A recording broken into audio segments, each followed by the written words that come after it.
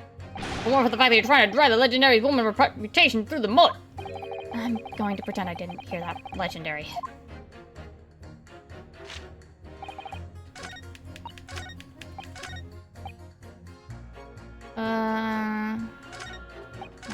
Him. I stopped at the magician. Okay.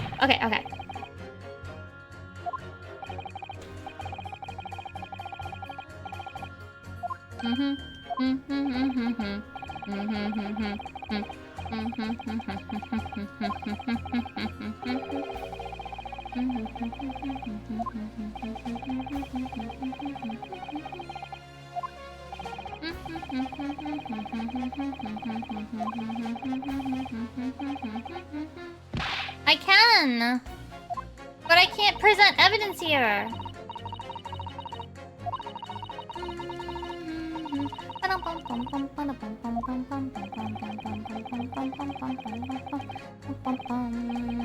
Yes?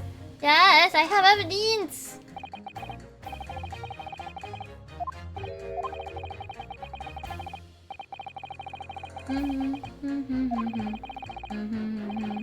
No, my outfit isn't jet black, it's navy. You don't trust in anyone back. Looking in the mirror must be very trying. The glass. Take that! What's that? A piece of glass? It's unusually thick for glass.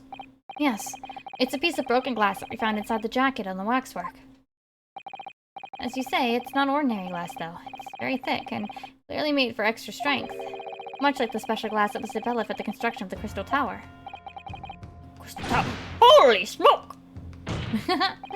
Exactly. The centerpiece of the Great Exhibition, where the very incident we're talking about took place. On the day in question, the birdcage fell from above and smashed through the window of that special glass. From whence this small piece originated? Is that it? Precisely. So, what do you say? Now that clear evidence in support of the assertion has been placed before you. Well, as I said, I only trust men in what codes as a rule. However, when the reasoning sounds, it's fair to say color shouldn't come into it. In light of what you've shown me, yes, I feel obliged to take my position on the matter.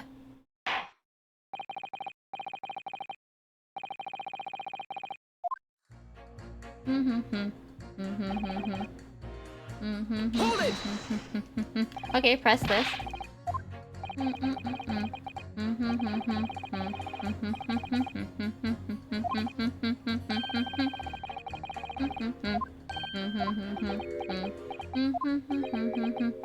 Is this a staring contest now? To the mother of all academic subjects.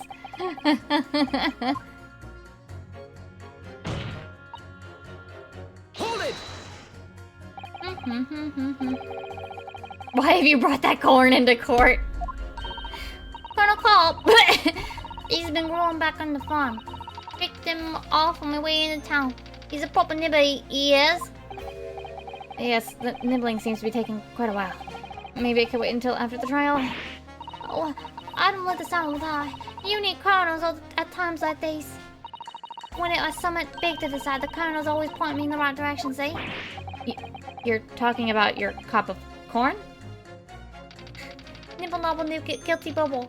Nibble not guilty out. Nibble nobble guilty bubble. Nibble not guilty out. Wait. What is this, huh? What? Wait, is she okay? Wait, oh my god. It's like the he loves me not.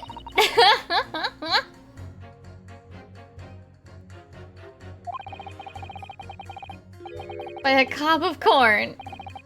Could you at least wait until we've had more time to find the truth before deciding on the defendant's guilt? Oh, I don't know about that. My tum's awfully full already. Amazing. Oh!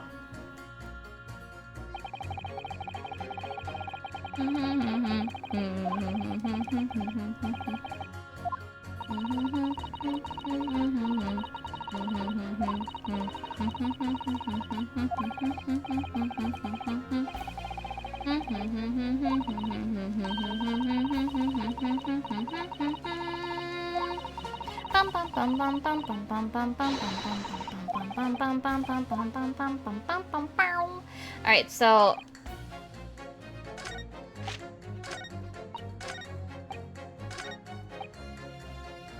hit this against this. Yeah, okay. These two statements are clearly contradict each other. Oh, gracious. If you could put down your coin for a moment, juror number 5. Please, no. Oh, you mean me? You've pointed out that it's wrong to make an accusation without evidence.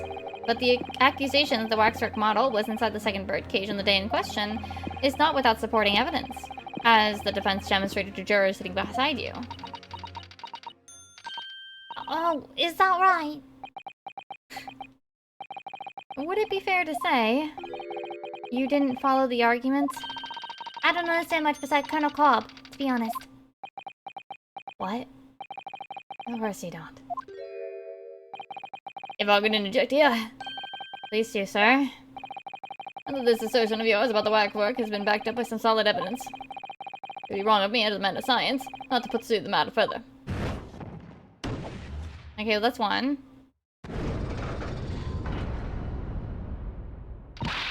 Oh, well, me too, then.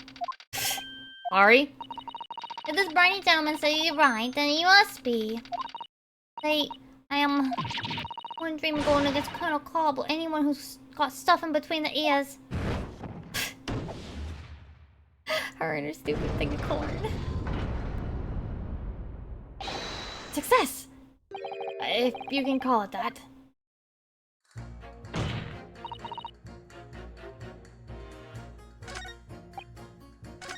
Okay.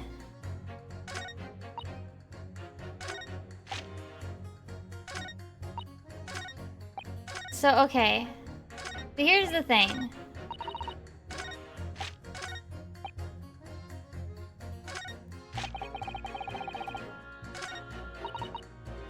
Hit these. Objection! Yeah, these two. These two statements clearly contradict each other, sort of. So, juror number 2. Oh gosh, me? What can I do for you? I presume that you heard what juror number 6 said in his statement. It's brought to light the maiden name of the coroner, Dr. Sith, which in turn has revealed a connection that wasn't apparent before. Naturally, as a woman of society, I find such connections and relationships irresistible. Roasting the corn on those fires? Maybe. She doesn't even need to do that, she just needs to set her own little, like, thingy-mabob on fire. But oh golly, I'm afraid I fail to see what you mean. Dr. Sith's maiden name is Stevens. And through that name, the coroner is very definitely linked to the waxwork of the killer. The defense has evidence to prove it. My goodness, evidence, you say? How utterly enthralling. Counsel, the court cannot overlook that last remark. I very much hope there is substance to your claim. Of course, my lord. I would ask the court to look at this. The evidence that clearly links Dr. Sith to the math murder, known as the Professor. Whoop. Take that! I have here a certain autopsy report from 10 years ago. A 10-year-old autopsy report? What relevance does that have? It is, of course, from the autopsy of the person portrayed in the waxwork. The killer known as the Professor. Professors? But the man was a capital offender, so... That's right. This is the certification of death that was drawn up after the convict's execution. The identity of the killer was never made public, so the report gives few details. But what's important is the name of the coroner who wrote it. Courtney Stevens. Oh my, Courtney Stevens. I destroyed a lie! It appears that the professor's autopsy was conducted by Dr. Sith 10 years ago. And a few days ago, Mr. Drebber very deliberately stole the waxwork of the professor from Madame Tuspel's. A waxwork that doesn't in fact resemble the victim, Mr. Assman, at all. Do you suppose there's some unsavory relationship between those events? Absolutely. I'm sure of it. There's no doubt in my mind that the professor's case is at the heart of a link that we've yet to uncover. Between Dr. Courtney Sith and Mr. Enoch Drebber. Hidden links, mysterious connections, secret relationships. This is almost extraordinary. We're surely obliged now to explore this further. Bonk.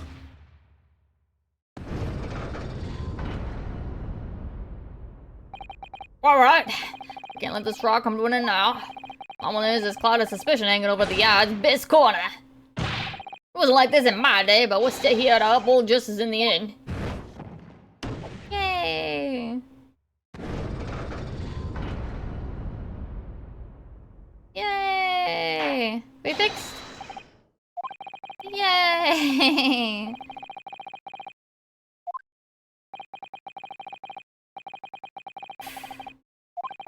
Please, only one of these this time.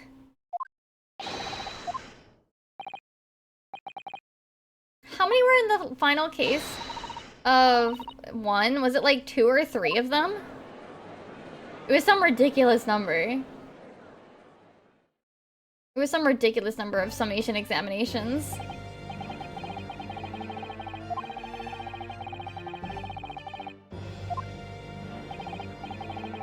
Seems hard to believe the assertion could be possibly true. However, it would appear that it does at least warrant further investigation. It is the waxwork of the professor that links Mr. Drebber and Dr. Sith. And I'm convinced that there's a special significance to that link. I don't know what you're hoping to prove, lad. I really don't. The truth, sir. By using evidence and testimony. If the court is to delve deeper into the alleged involvement of the waxwork in this case, And the prosecution calls for the owner of the model to be summoned as a witness.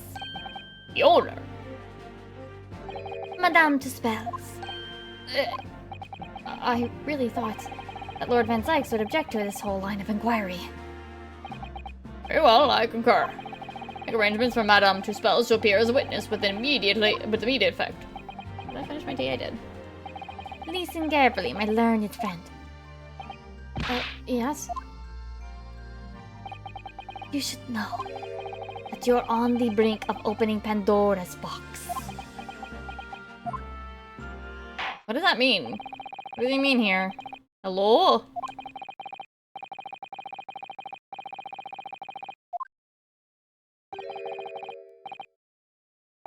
Excuse me. I want to finish.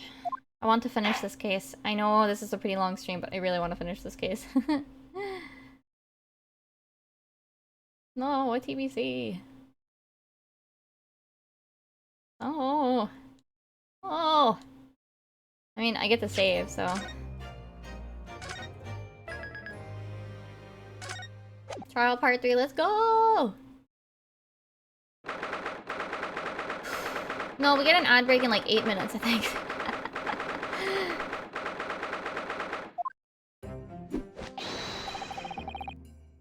Ah, the Knight Errant himself. Oh, have you been watching from the gallery, Mr. Sholmes? I've been on the edge of my seat this entire time. Portrait trials are fascinating affairs, as a spectator at least. I'm glad you've been enjoying yourself. I have to ask, what on earth is going on? It makes no sense. What's this professor business all about?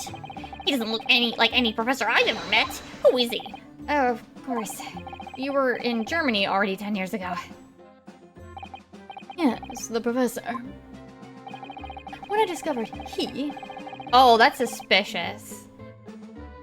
was the one who had been abducted. That's not a he, is it? It's a she. The professor's a she, isn't it? Abducted, a sense of foreboding stirred within me. But who knew the monster would come knocking at your door? My heart felt sympathies. As it turns out, Lord Van Sykes is even more intimately tied to this case than any of us realize, isn't he? Yes, how true. His great friend from university in the dock. And now a waxwork of the killer who took his esteemed brother's life makes an appearance too. I imagine even the shrewd Mr. Reaper failed to foresee that kick in the teeth. An extraordinary move on your part, my dear fellow, to throw that in front of the man. Well, see, he's saying he. So Sholmes is keeping up the facade because Ryunosuke and Susato and most of the people involved here have no idea that the professor's gender or who even they were, right? And we're all using he. I know in Japanese they didn't even use any pronouns, so it wouldn't even be a problem. But they picked he And then he's got it he in quotes, right? Sholmes knows. So like, he's just following along. He's literally letting the surprise be there. I can't help feeling that this professor case is really very puzzling. Yes, in what particular manner? Well, there's Mr. Drebber, Dr. Sith, and Lord Van Zykes. It seems that everybody in the trial has a link to the case somehow. Yes. In fact, I alone am not a member of the set. Well, that leaves me as an empty set. All alone with no intersection to any other. Excuse me. Who? Oh, her. Dr. Sith! Dr. Courtney Sith, née Stevens. Good day to you. Hello, Sholmes. That was very shrewd of you. What in particular, pray? You requested that 10-year-old autopsy report from Gregson, didn't you? How would you assume such a thing? Because Gregson told me. Damn. Outed. To think it's been 10 years. 10 years in the laboratory, wielding my scalpel. The smell of nothing but corpses and disinfectant. A policeman on the jury had a lot to say about you as it happens, Dr. Sith. And I've, accused you of being complicit in what happened. I'm hoping that you'll take the stand and tell the truth about what really happened. 10-year-old on. That certainly won't be possible. Lord Van Zykes won't be summoning me as a witness. Lord Strongheart has forbidden it. What? That's obstructing justice. The Pandora's box you were warned about Is the professor case. But please don't make the mistake of thinking you'll get any information about it out of me. But attempting to hide from the truth, that's cowardice! I've always fought crime in the way that I see fit. I have no regrets, none at all. And that is all I came here to say. So, good day to you. Oh, this is sus. She mentioned it too. This Pandora's box. Whatever does it all mean? There's really no cause for concern, I assure you. When the trial resumes, the meaning will become all too apparent, whether you'd like it to or not.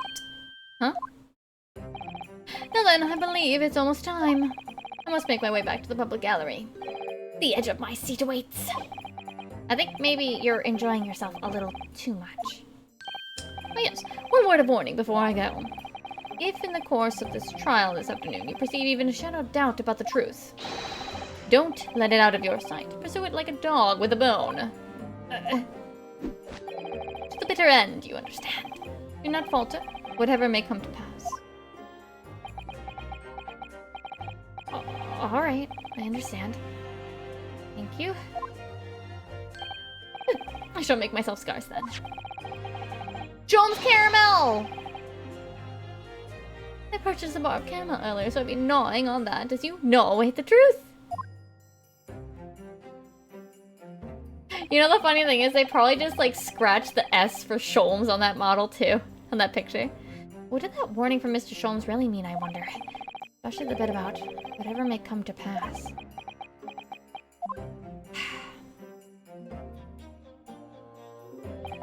It's time for the final chapter then. No, we're only on episode 3! I'm determined to find the truth, no matter what. Alright. This should hopefully be the last part. Wait, so she's forbidden from testifying. What the fuck do we do?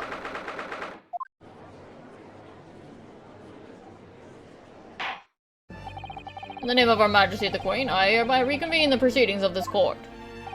Also for the defense and prosecution, ready to and able to continue. The prosecution is ready, my lord. Yes, my lord. The defense is also ready. As the court is aware, the case under our scrutiny began with a damaging incident at the Great Exhibition. Yet we now find ourselves embroiled in the details of a convicted felon who was sent to the gallows a decade ago. This trial has certainly defied all expectation. That seems to be the fate of all trials in which this Nippon is involved, my lord. Oh, really? I see. Well then, let us begin our exploration of the defense's assertion that the waxworks were cardinally involved in this matter. Yikes. My lord? Are we still awaiting the arrival of Madame Tuspels? Not at all. He is in the antechamber as we speak and ready to be summoned. Very well, bring in the witness. Alright, I thought we were summoning Courtney Stevens, but no, we were summoning Tuspels, I forgot. Things are about to become a lot more intense. If Drebber is responsible, yes, I'm sure he is. It means he must have had an accomplice in Dr. Sith. And what connects the pair of them is that waxwork. Yeah, the model of the professor.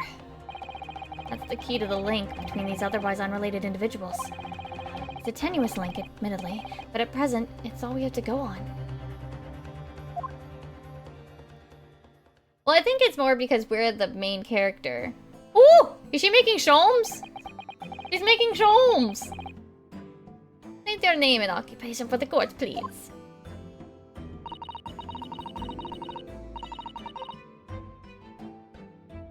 Insert her lawsuit, oh my goodness.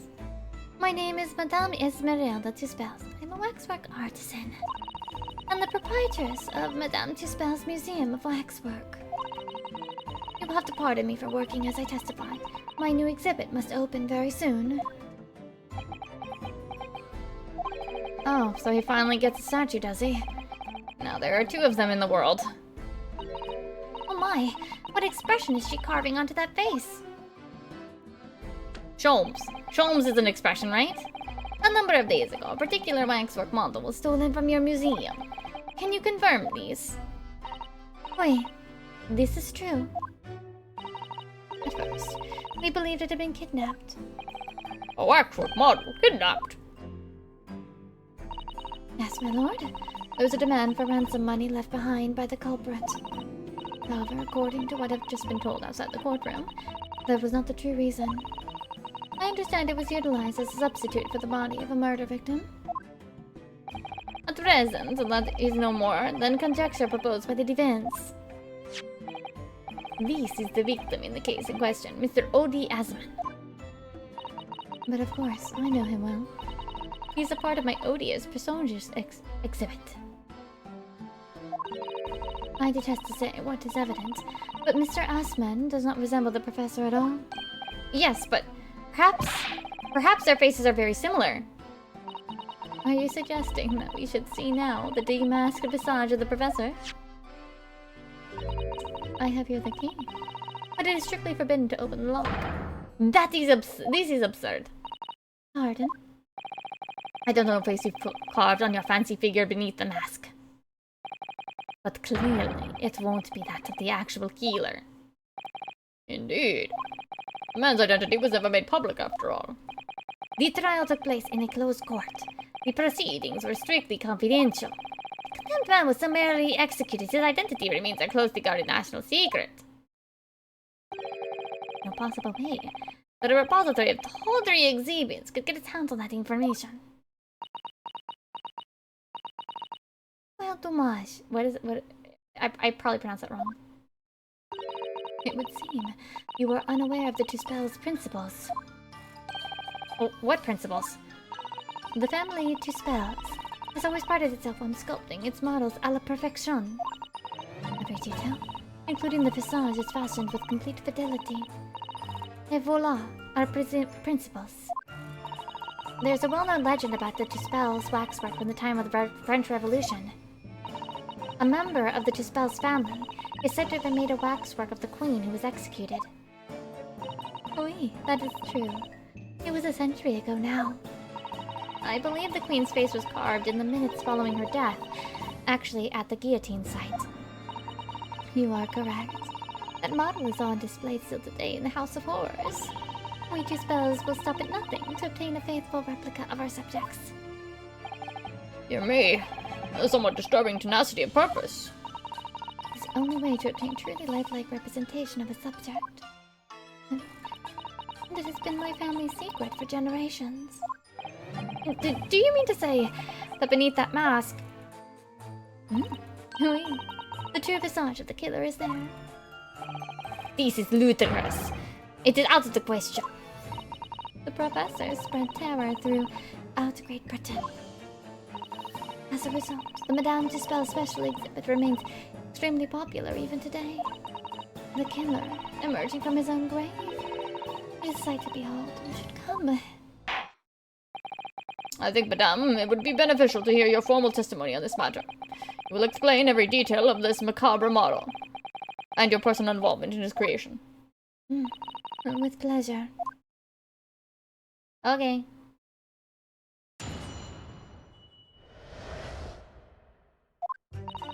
The special exhibit in the House of Horrors is based on a rumor that shocked society in London. An impression of the visage was taken directly from the corpse, in accordance with Dispel's family principles, and listened the age of a gravedigger, Oh. and created a mold for the head in the cemetery just before the interment. I hid myself until he gave me a signal. I was there for a very long time that night. As dawn approached, I was very worried I would be discovered.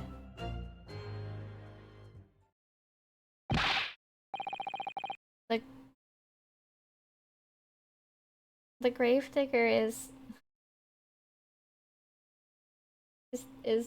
Drebber. Wait, I'll do all that is necessary to achieve the true resemblance my family is celebrated for. Nobody else knew, only the gravedigger. What harm did it do, huh? So you truly Saw it. the face of that monster. Naturally, I was aware at the time that his identity was a secret. But his spells will not be two spells if we do not insist on absolute fidelity to our sculptures. I don't believe this. I myself have seen the special exhibit at your museum, Madame.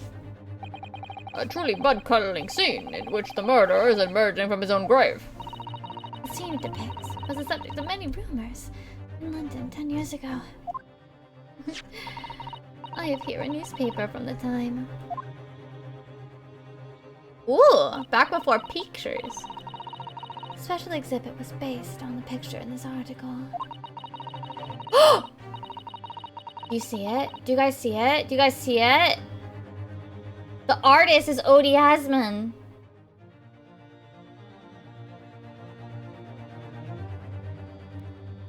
It was the most detailed account of what happened, as reported by the eyewitness who saw it.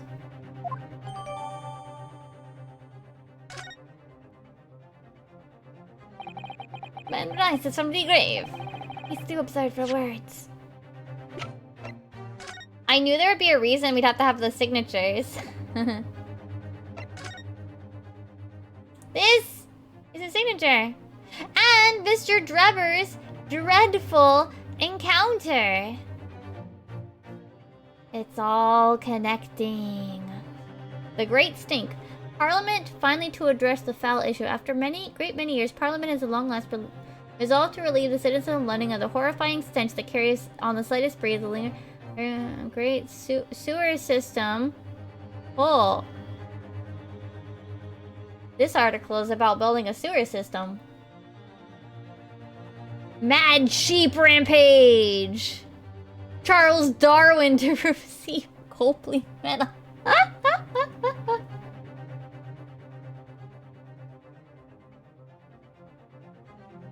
The articles on this paper are great.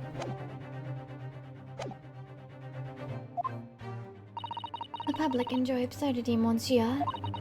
That is why I've reproduced the scene as carefully as possible in my museum. Oh, Linnea Siren, thank you for the follow. Welcome to the Comfy Cave. Oh, really? Is it though? Like, are you just making something up, or like you telling me the truth? I don't know history. And it's a waxwork from that exhibit that was stolen some days before the incident at the Great Exhibition, wasn't it? That is correct. The professor you see before you here. Most puzzling. You're half joking? Okay. Let's for the defense proceed with the cross-examination. Sparks work links Drebber to Dr. Sith. And there has to be some reason for that, which hasn't yet come to light. But I'll find it. I'll get to the bottom of what really happened. Prove that Dr. Sith and Drebber were in on this crime together. Wait, if he reproduced it, he probably saw the photo thingy-mabob that Mr. Drebber took, which means that O.D. Assman has seen the face. Right? Hold it! I don't know. You have to check that out. I don't know actually when this game originally came out.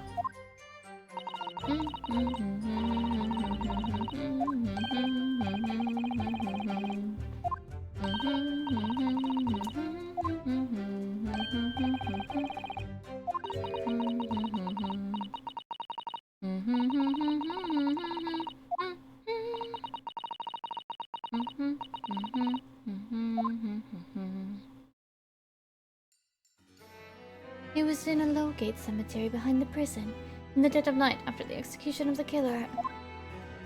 The interred professor slid back the stone slab, covering his tomb, and emerged from his grave. A young man who witnessed this felt a scream welling up inside him. But in an instant later, he heard an ear-splitting gunshot from over his shoulder. The bullet struck the emerging corpse, and he fell motionless once more. The scream finally found its way from the mouth of the young witness, who turned and ran for his life. Sus? Oh, really? Ah. The corpse climbed out of his own grave? And then somebody shot him. Who was it? Nobody knows, even today. But remember, it was just a rumor. Perhaps nothing more than a ghost story. The good people of London, they love stories like this. That is why it was in every newspaper across the capital. But was it just a story? They ate some weed? Oh, I see. I mean, this is exactly the scene that can be seen today at your museum, isn't it?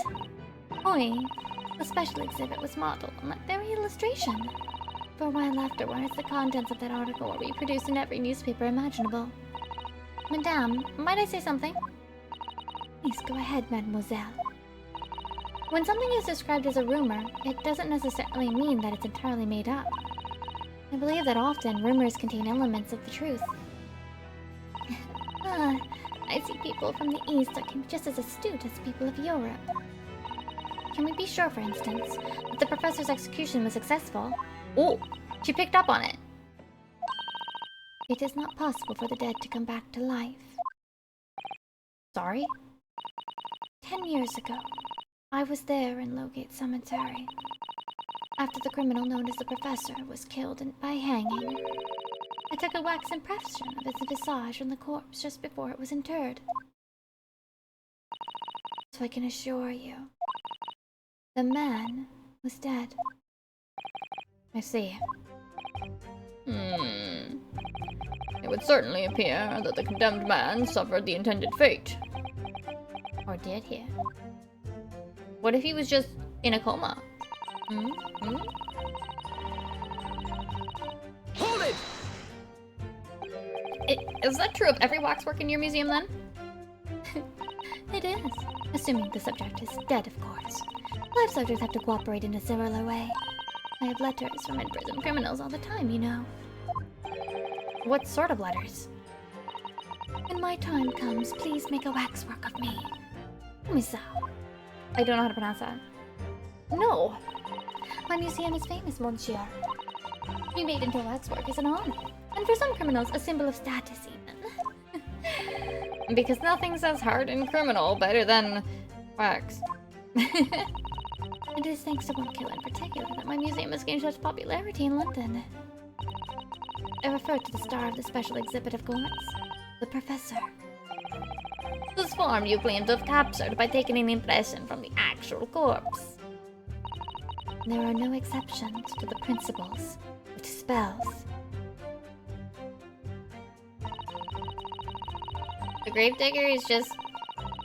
Hold it! It's Drake. Good. It's the dude. Surely that's illegal, isn't it? Only if you get caught. It would seem the proprietors of this repository of novelties was blinded by monetary greed. It had nothing to do with money. The man is part of London's criminal history. That's why I had to sculpt him. To record this history. It's the rise on... I still don't know how to read this word. Not the two spells music. I don't know French. The minute you put the French letters, the French, like, spelling in front of me, I'm like, what? How? But if the man was convicted in a closed court and sent for immediate execution, then surely nobody but the members of the judiciary present would know the killer's true identity.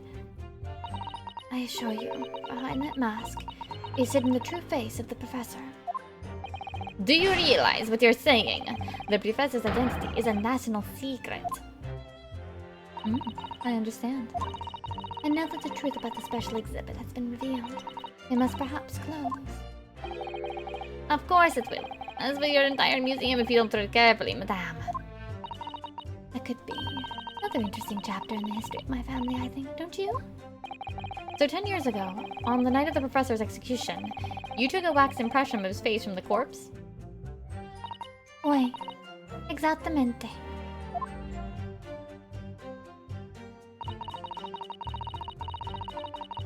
Hold it! You were there longer than you expected to be? I had some difficulties capturing the subject's form correctly. As I removed the mask, the mouth of the cadaver fell open, and I had some problems with the chin. Dare I ask? The man had been dead for a short while already, you see? His muscles were relaxing, and consequently, his chin would not align itself correctly. Oh dear, what a horrible thought. Under normal circumstances, I would have been assistant with me. However, that night I was alone, and as a consequence, I missed my preferred window of time. What do you mean? When I take the impressor to the visage of a cadaver, I always wait until 3 hours after death. Why 3 hours? Is that amount of time significant? It has become a rigor mortis. Mortis? It's the name given to the phenomena that occurs in recently deceased bodies. As a rule, 3 hours post-death, the muscles in the body begin to stiffen. By approximately 10 hours post-death, the entire body is completely rigid and inflexible. And from that point on, the muscles slowly start to revert to their relaxed state. The effect is often used to estimate the time of death when a body is discovered. Well, that was an education, if a slightly scary one. As the mademoiselle said, rigor mortis commences 3 hours after death, and it starts in the jaw. I see, so that's why you wait. Before that time, the mouth falls open, and it is very difficult to do my work. Ugh. Getting hard for me to do my work with all this talk of corpses. I wonder about that information the course just heard from Madame Two Spells. It's significant! If it says, give you the option, then it better be. Do you mind including it in formal testimony? I believe it could be significant, you see. Of course. I don't mind at all. I can't help feeling that after this latest topic, the atmosphere in the courtroom has become extremely grave. I hate it here. I hate it here.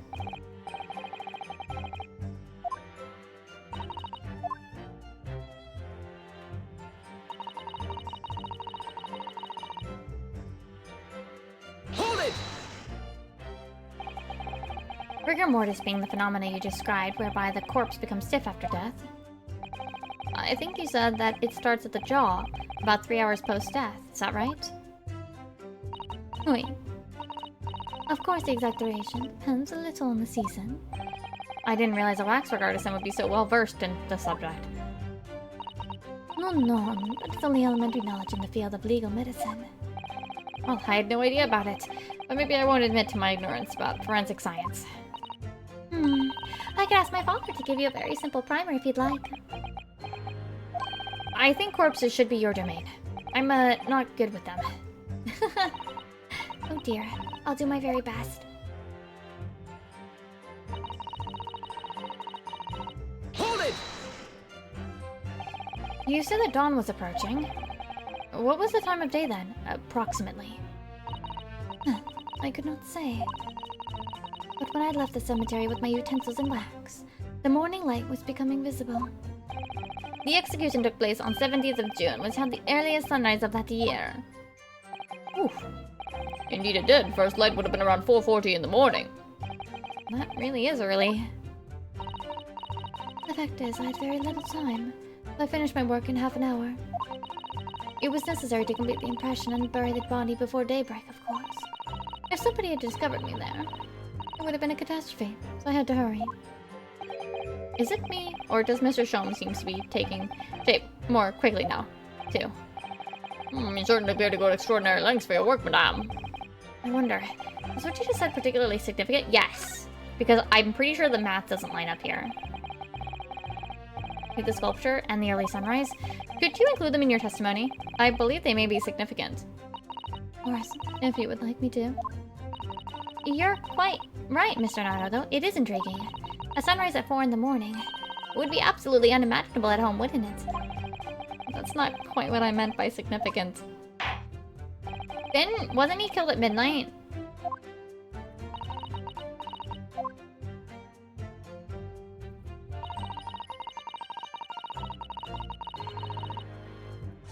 Right? Yeah, at midnight. So that means rigor mortis should have been active. Should have happened by then, right? Hold it! But if it raised at 4:40, and she did it in about 30 minutes before the sunrise, then it would have been 4 o'clock, which means rigor mortis should have already set in, right? I paid the gravedigger money to keep my little secret, of course. But with the morning light, I knew that the warden from the prison would commence his patrol of the area. Couldn't you just have paid off the warden too, then? I had already paid the gravedigger, as I said. You cannot buy the silence of everyone, or the secret is no longer a secret, huh? The sunrise was at 4:40 a.m. that day, which means that it would have been around 4 when you began your sculpting work. Wait, that must be correct. That would be when the gravedigger gave me the signal to come out of hiding. Which doesn't make math work.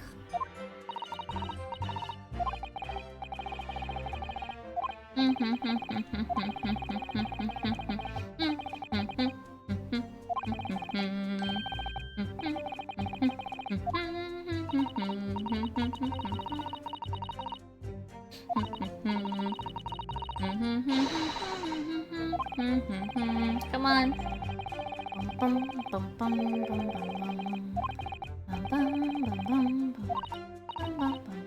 Do you think we're gonna find out who the professor is under the thingy in this case, or are we gonna have to wait? I don't know.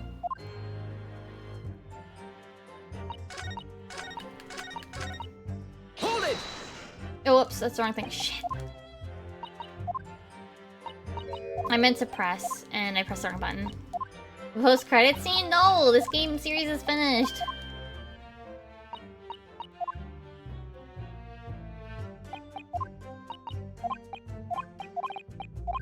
It's a bit of a shame they haven't really done any new Ace Attorney games, like, in any way.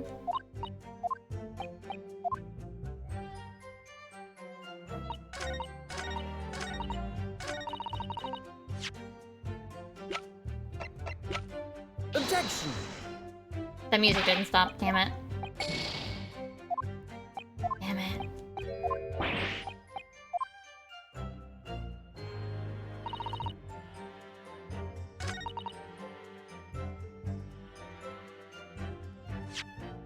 So that's definitely the inconsistency here.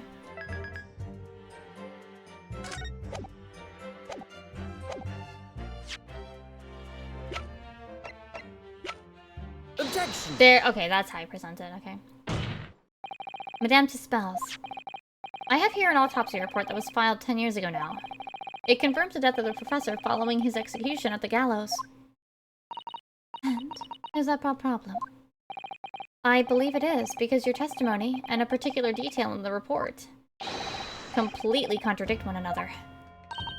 Oh, I don't know how to read that word. What are you going to explain to yourself, my Nipponiese friend?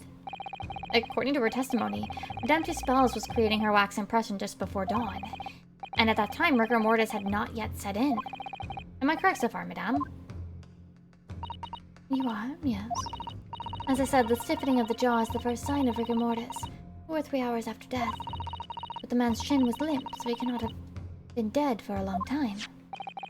But, on the other hand, if you look at Dr. Sith's report, it's quite clearly states the following.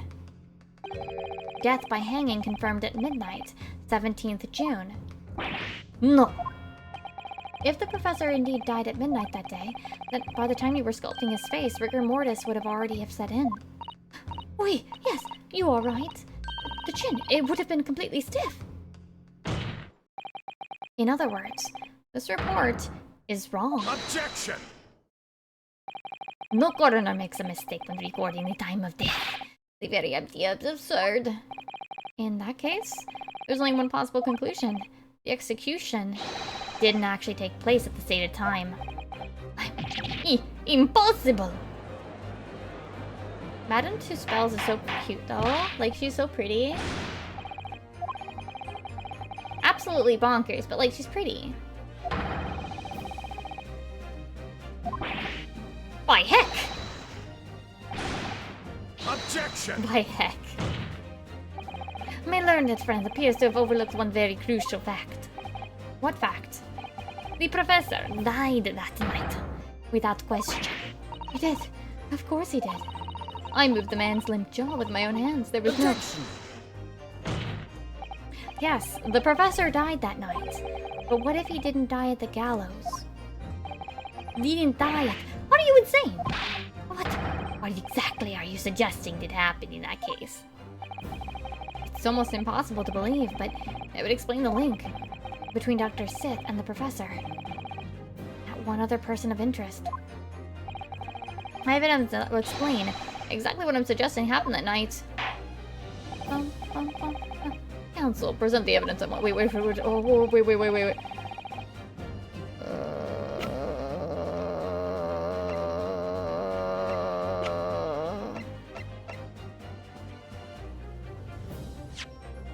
I don't actually know.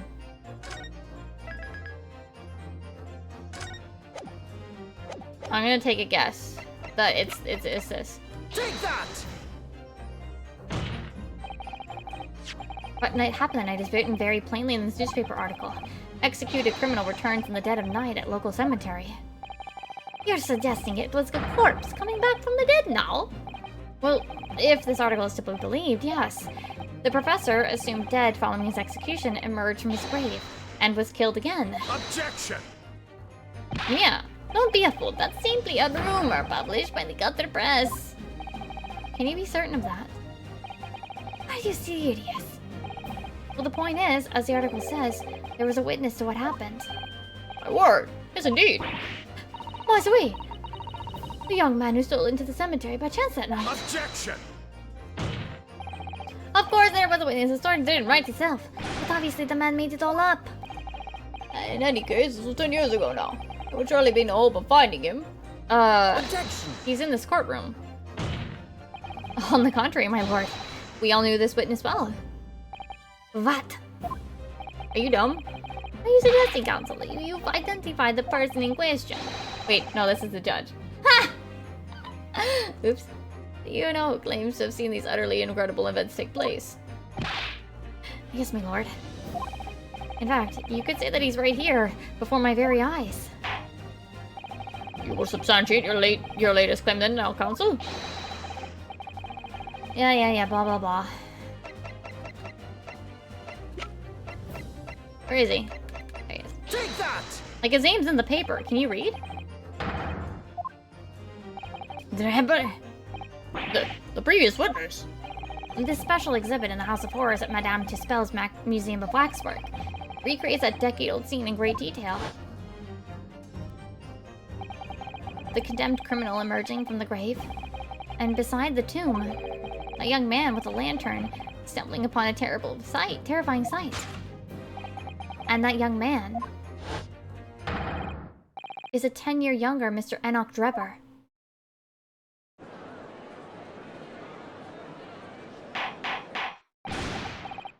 Let's go. Drebber was there, in Nogate Cemetery. What is all this talk about, Mr. Drebber? Is the name significant?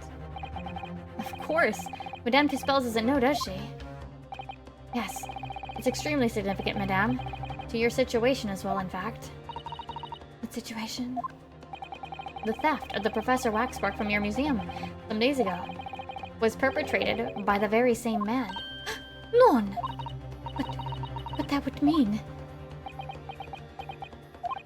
Madame Tuspels. It would appear you know the name, Enoch Drebber. Why, yes, I know it. But from long ago in the past. What? Oh my! Wait, where are we going with this? Explain yourself. Tell us everything you know. Yes. Yes, of course.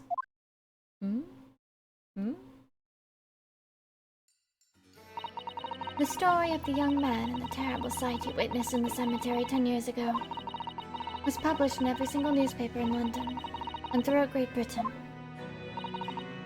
However, in all of the articles, the witness was simply described as a certain young man. No details were published about his identity. Huh? Huh? Huh? His name is right there. Hello?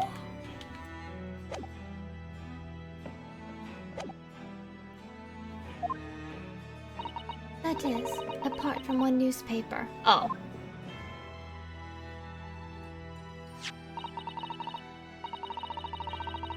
The Daily Circus. It is the paper from which comes the article I've already shown in court. You're saying that his full name was only publicized in that article? It is me, yes, here it is. The university student who experienced this shocking event is Mr. Enoch Drebber, a disciple of science at the University of London and a resident of its student dorms. Unbelievable. When I read the article, I went to meet with the man. His discovery of the condemned criminal coming back to life in the cemetery in the dead of night would make a perfect exhibit for my house of horrors, whether it was the truth or not. I see. So you went to meet Mr. Drebber in order to sculpt a waxwork of the man, did you? Exactamente. He was studying science at the University of London in those days. He was just a poor student. I paid him £5 to model for the waxwork. And since that time, it has been in my museum to recreate the scene of the terror from the cemetery. Yeah. Okay. Now what?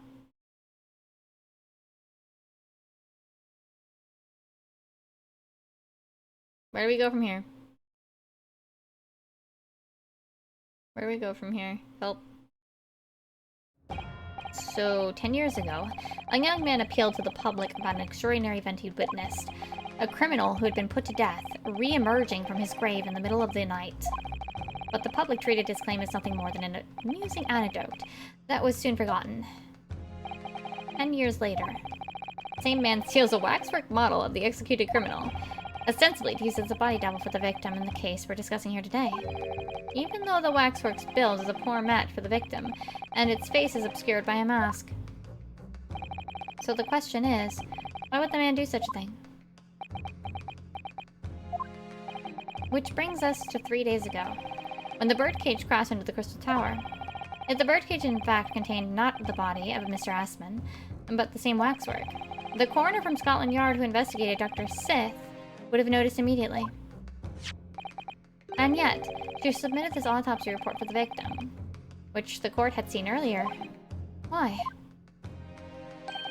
Because the waxwork was that of the professor. Is that what you're saying?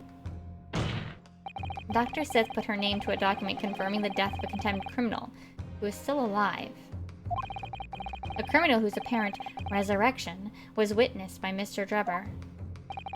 But that misconduct was a deadly secret the coroner would do anything to protect. Which is precisely why Mr. Drebber used that particular waxwork as the body double. Ah! Wait, I'm not sure I follow. My lord, this court must summon Dr. Sith to the stand.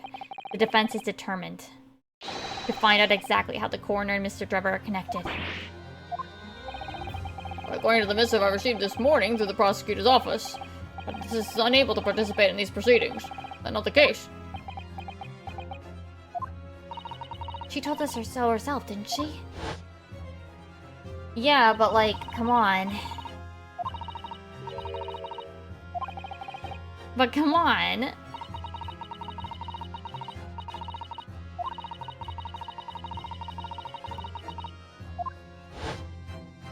But come on. Something happened on the night of that killer's execution 10 years ago.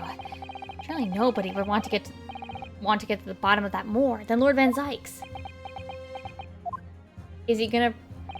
The prosecution calls for the instructions in that missive to be scrapped. Oh! But Lord Van Zykes, the missive was issued from the Lord Chief Justice's office. Objection! That's the point. The assigned prosecutor has the final say on the policy in any particular trial.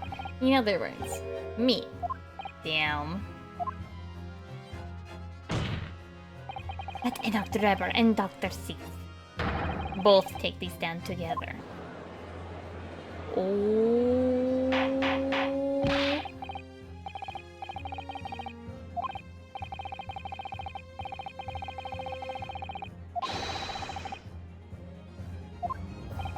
Alright then. Dr. Drebber and Dr. Sith. They weren't colluding with one another. This crime could never have been committed. I'm just a stone's throw away, I can feel it. The truth behind all of this is about to come out. Oh, please don't give me another TBC. Okay, no. No. Oh, we're keeping spells. Okay, sure. Thank you for your attendance at such short notice, Dr. C. I'm disappointed in you, Lord Van Zykes. You've completely betrayed the agreed policy of both Scotland Yard and the prosecutor's office. Betrayal is not in my nature, as long as the truth isn't compromised. If it is, if there's even a hint of wrongdoing, then no matter whom it concerns or disgruntles, I will pursue the matter to the bitter end, as would any prosecutor worth his salt. He ain't happy. Mr. Drebber, you took the victim's life by means of a machine that you constructed in your workshop. And Dr. Seth, as the investigating coroner, you were the first on the scene to examine the victim's body. It is the belief of the defense that you collaborated with each other and were both complicit in this crime. And where's your evidence? At present, we have no definitive evidence, but we do have a very significant clue. What are you talking about? I'm talking, of course, about the waxwork. This model of the killer known as the Professor, who was sentenced to death 10 years ago. You don't need to tell me. I witnessed the man's execution with my own eyes, and officially pronounced him dead. And that remains to be seen. That's so. According to the newspaper reports from that time, on the night following his execution, the killer came back to life. Don't waste my time. And the sole witness of that mysterious event was you, Mr. Drebber, wasn't it? If what you saw in the graveyard that night 10 years ago wasn't some chilling fiction, but reality, it would make you privy to a very great secret of Dr. Sith's. A secret so profound, it could compel the coroner to agree to collaborate to you in your evil scheme, in fact. Mr. Drebber, tell the court. Tell everyone the truth of what you saw that night in Lowgate Cemetery. Hmm? Hmm? Hmm?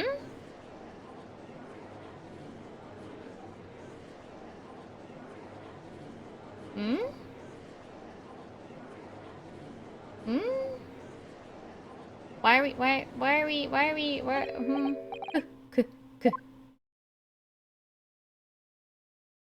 What's going on? I'm scared. What an interesting twist. when at the time, not one person would take me seriously. Yet now here we are, 10 years later, and suddenly my story matters. And in a court of law, too.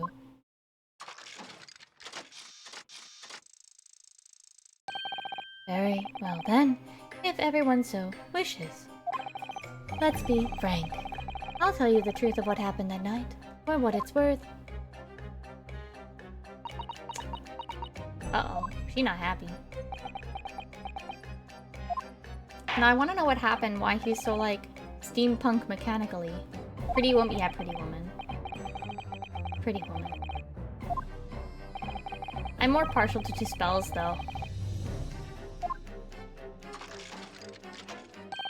Yes, of course, as you wish.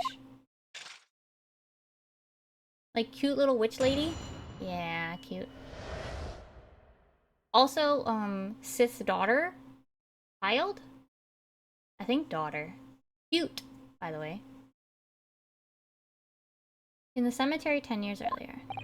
The reason I was in Gate Cemetery at all 10 years ago was for a spot of moonlighting, shall we say. Yes, the illustration in that newspaper article was based on what I witnessed that night.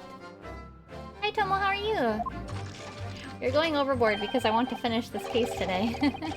But thinking back now, I realize I never actually saw the professor. Soon afterwards, I was visited by a young woman who sculpted a model of me from wax. Then I gave up on my dream of becoming a scientist, and it was all because of that newspaper article. Wait a minute. You're claiming you didn't actually see the professor now? Of course, you'd have to be a screw loose if you believed a corpse could come back from the dead. But you're saying this article is not worth the paper it's printed on? I think that would describe it perfectly, yes. If the details in the article aren't true, it nullifies your argument for why Mr. Drebber and the Dr. Sith would have been working together. So he's discrediting himself to cripple my arguments? Damn. Auxiliary business.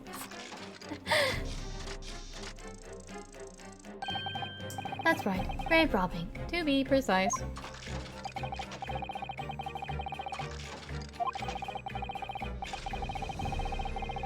The ghost of condemned bird. Wait, that would just mean that he was the one 2 spells paid. Exhuming fresh corpus to sell is reasonably lucrative. Of course, I never laid a finger on any valuables buried with the dead. So you were one of these so-called resurrectionists. A particularly unpleasant scourge on society. Actually, my fellows, and I went by another name, the repurposers.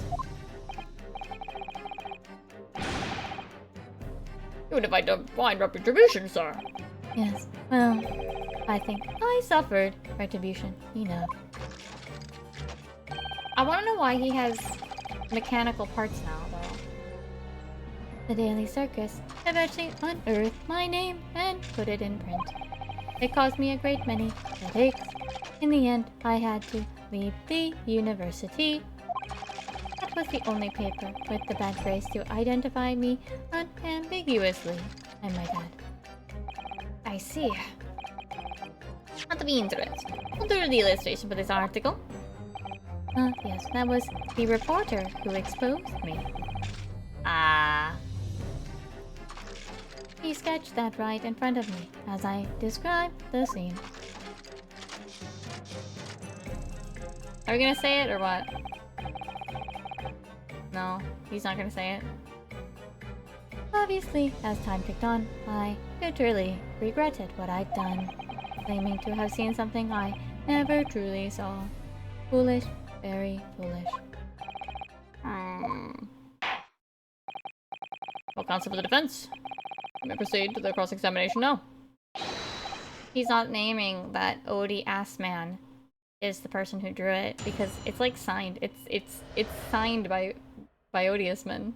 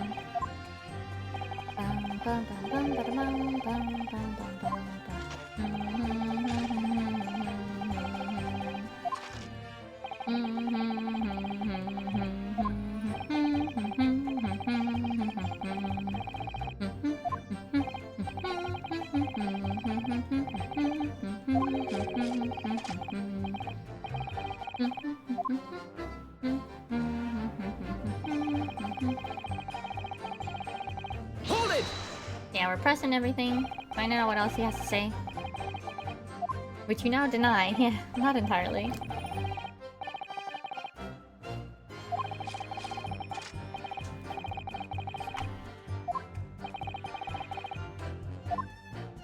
He was arrested.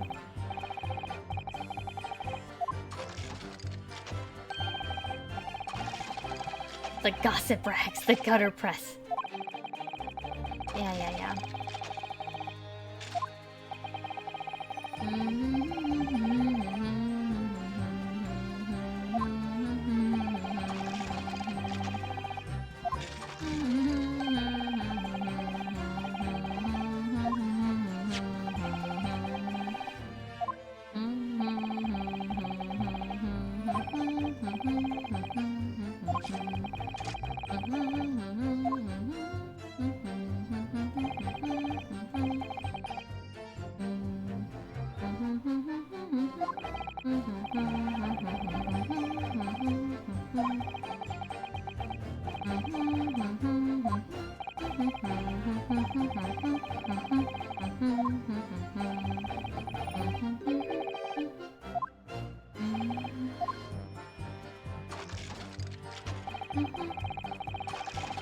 Whoa. Hold it! What are you talking about? Literally, are you just making shit up as you go?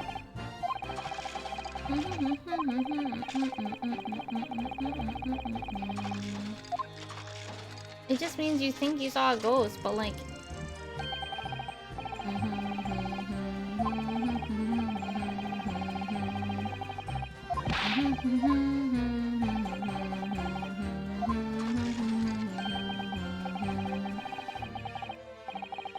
We're not saying he was resurrected, we're saying he wasn't dead yet.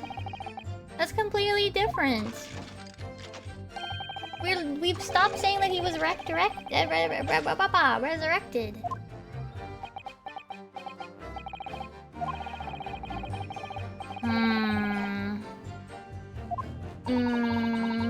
Sort of, but not really.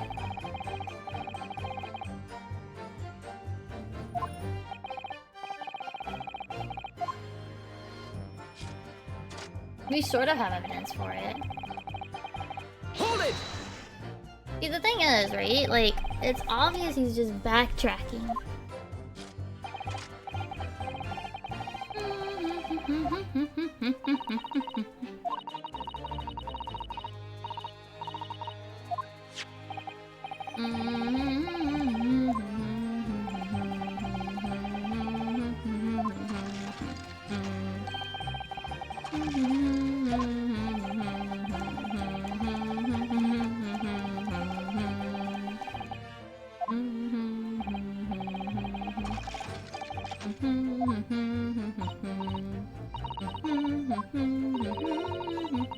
Oh, wait.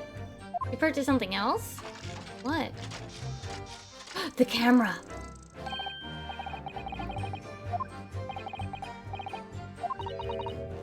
Yeah, his camera.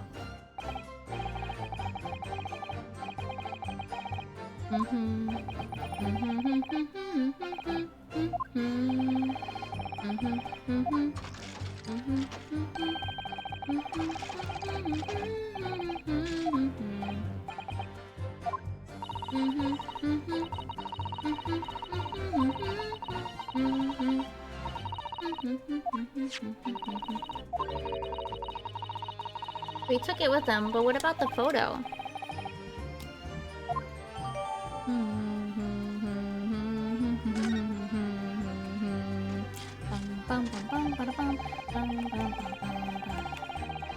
Hold it! Okay, so he gave up on being a scientist because he got found out, right?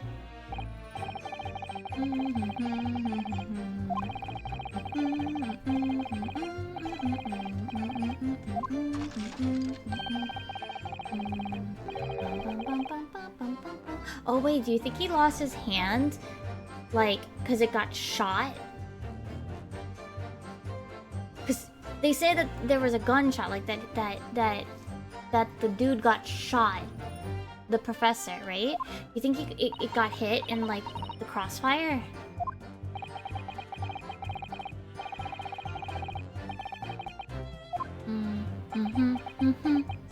Now, how the hell his funny little steampunk era hand works, I don't know. But you know.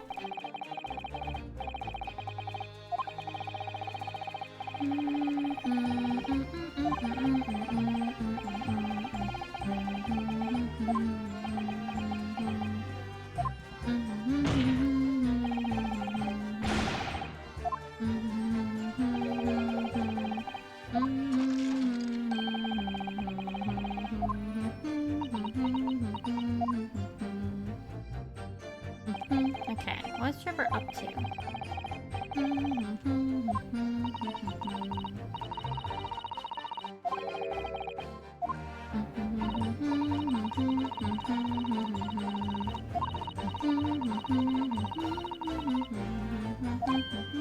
Okay.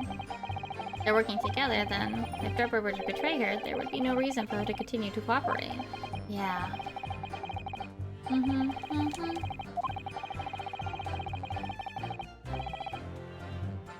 So, it's probably that camera, right? We should have a picture, right? But the picture's not in there.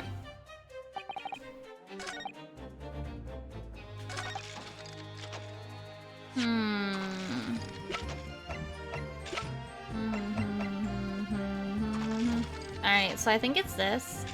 Objection! It's not, the music didn't stop. Damn it.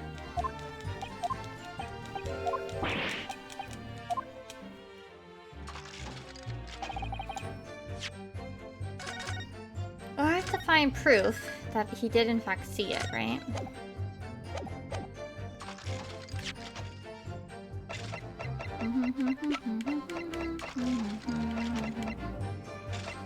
Isn't it his white hair?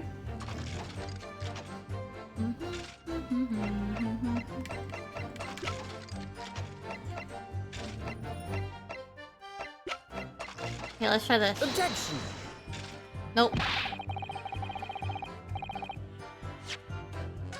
That was a shot in the dark, okay.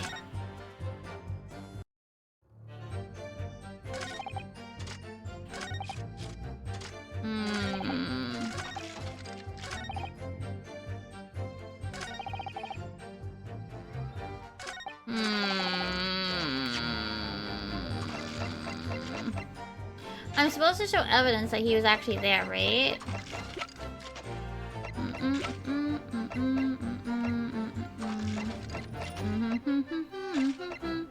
But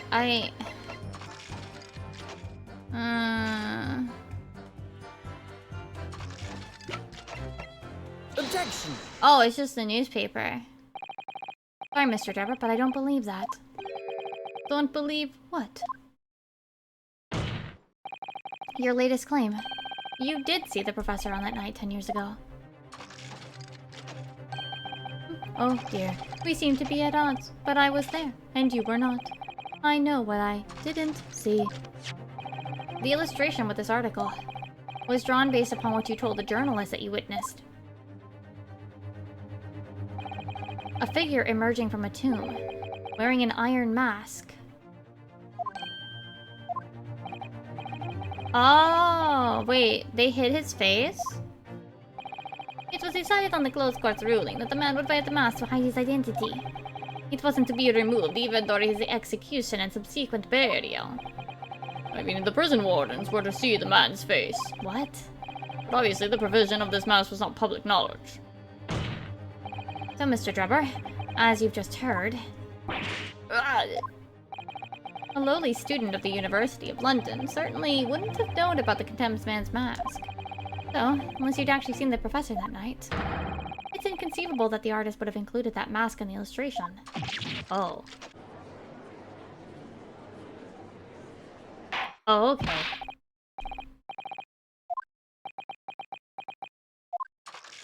When are we gonna get to the part that, the person he killed drew the painting, drew the picture? It's a file scene, isn't it? If you look closely. As I've already been at pains to point out, I was utterly petrified. Which is why I had it in my head I'd seen such a blood-curdling sight. But afterwards I came to my senses and realized that I'd been mistaken. You're still saying you didn't see it? If you're so stubbornly sticking to that story, witness, then amend your testimony to explain exactly how you think your eyes deceived you. Of course. Only too happy to oblige. I can't believe he's still not going to concede to the point.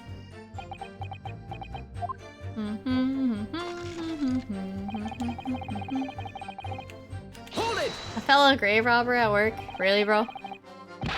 Really, bro?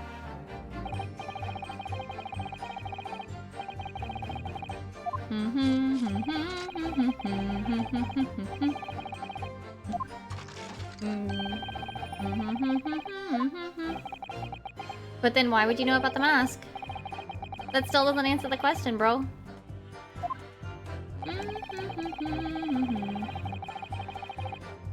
Metal mask to protect them from bacteria during dissections? Wait. Objection! Oh, this sounds like a... He's making stuff up.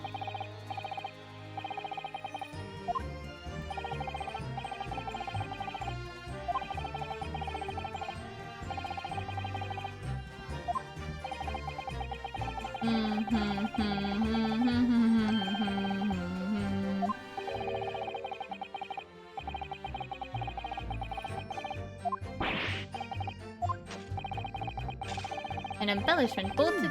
Strange. Excuse me! Hello? Madame Tuspels. Don't take it on Mr. Shomps. oh la la, pardon. I was lost in my thoughts. Would it be fair to say that Mr. Drebber's last remark was significant to you in some way? I thought it was a little strange, that's all. Monsieur Drebber. Drebber could claim this now. If you don't mind me saying, madame, what are you talking about? Oh, when I met you 10 years ago at your university dormitory, you recounted to me about your adventures in the cemetery, non? Including the gunshot. Stop! Oh, oh. You might want to watch your tongue, you know. Objection! Have a care, Drebber. That's no way to speak to a lady. Ooh. Grr. Please, Madame Tuspels, carry on. Of course. According to what Monsieur Drebber told me at the time, he did hear a gunshot from behind him and the bullet hit the condemned man. I said nothing of the sort. None. You were very explicit about the details. About the mask the figure was wearing. And the blood that splattered all over you when he was shot. Oh, he's not happy. Enough. Shut up, woman. You're making all this up. That will do. Mr. Drebber. Yes? You refute the account just given by Madame Tuspels? I have no recollection of ever saying those things. Come on. Do you really expect us to believe you? Enjoy yourself, Counsel. I'll not permit baseless accusations in my courtroom. Alright. Under the circumstances, I think it best that you supplement your testimony with a statement to clarify your position on this witness. Very well. Okay. Hold it! Come on. Come on. Come on.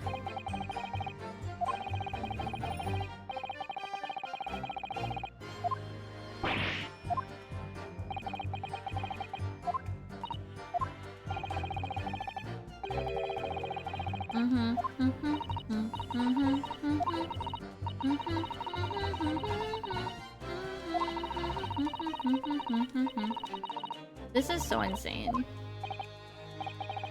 This is so much.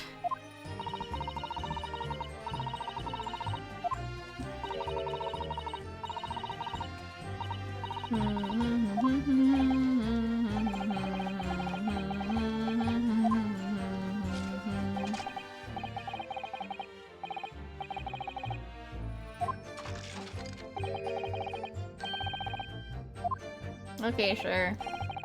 He's clearly lying. Only had some evidence to prove it. We do. This is the evidence I was trying to do before.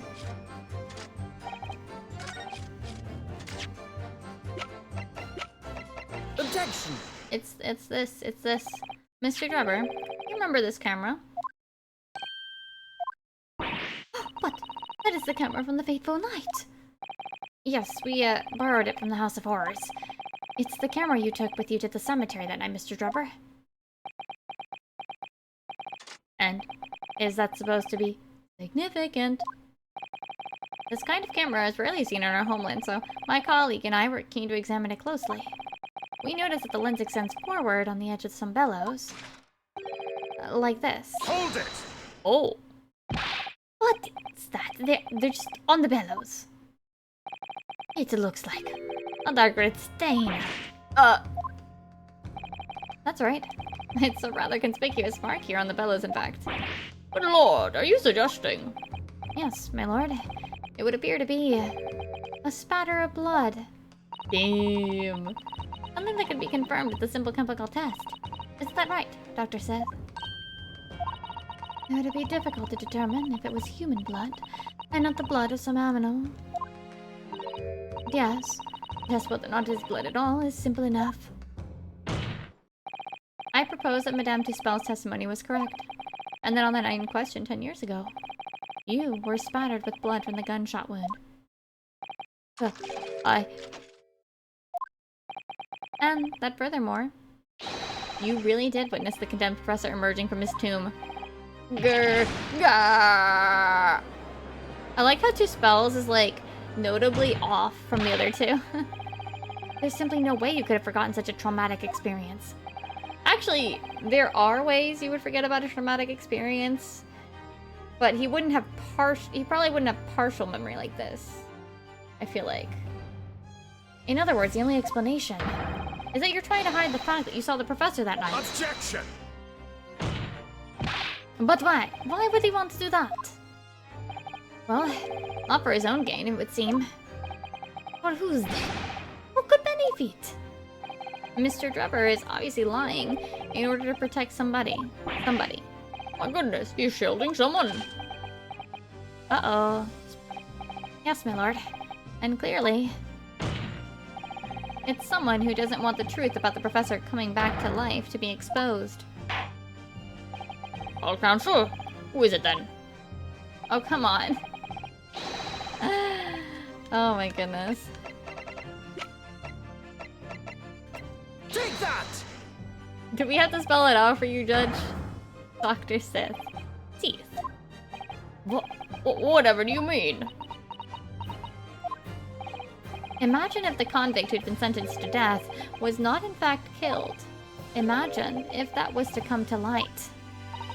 What are you insinuating? And imagine if the convict in question was the country's most hated mass murderer. If it was the professor. But that would be an unprecedented scandal. Objection!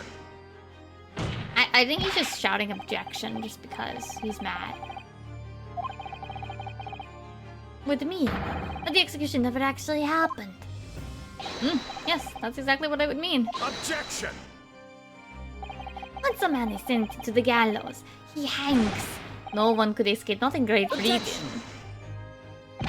But the fact is, there was a witness to the fact that the man did escape his hanging. If that were really true, Counselor, the implications of misconduct would not stop at the supervising coroner. It would taint the honor of the entire judiciary from the ground up. Uh-oh. And it's exactly because of those monumental repercussions that Dr. Sith would consent to any demand made of her by someone who threatened to expose the secrets, even if that meant being complicit in a crime. You mean... I mean that Dr. Sith wasn't collaborating in Mr. Drebber's wicked scheme. She was coerced into collaborating in order to protect her decade-old secret. She switched the dead body of Mr. Assman with the waxwork model and fabricated the autopsy report. He's not happy. Ooh, foot time. Okay. Lord Van Zykes. Pray forgive my freshly filled hallowed chalice. And the whole raft of other discourtesies now. Goodness me. It's just the sort of hotel Londoners would enjoy, I grant you. No foot time, I know, right? Only then, an executed killer rising from the dead, a Scotland Yard cover-up, a conspiracy at the highest levels. Let me ask you one thing. What's that? If the condemned man really did emerge from his tomb that night, only to be shot in the chest, who pulled the trigger? And disposed of him forever? Well, I have no idea at the moment. I don't know. We have too little information to work that out at present, I think. I couldn't agree more. The Old Bailey is no place for wild fantasies. Have you considered these, my learned Nipponese friend? Considered what? You realize what a dangerous endeavor it would be to coerce this woman into such criminal activity. It's tantamount to declaring war on the entire British police force and judiciary. What? I don't imagine any sum of money being offered for research could warrant it. To rely on some stage deception when so much is at stake would be madness. Oh, I suppose. And this is no petty crime either. The victim was murdered. A man who'd already invested money into the venture and would be instrumental in future profits too. Yes, I had no reason to kill Mr. Asman yet.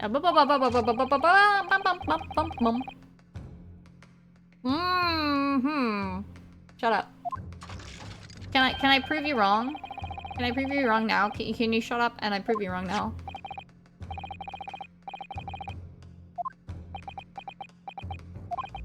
The motive for this case runs deep, though. I can feel it. Using threats to force the head of forensics investigation team to cooperate is extreme, especially for a government grant he had no guarantee of receiving in the first place. If the research grant was the aim, then taking Mr. Asman's life would make no sense anyway. Which means Mr. Trevor's motive wasn't money at all. Yeah. He was just trying to kill Mr. Asman. But why? What was his motive then? Oh, come on! I know! Please, just let me tell you! Please. Please. Please. I already know why. Oh! I just noticed when he threw the chalice, his assistant just dodges. That's great.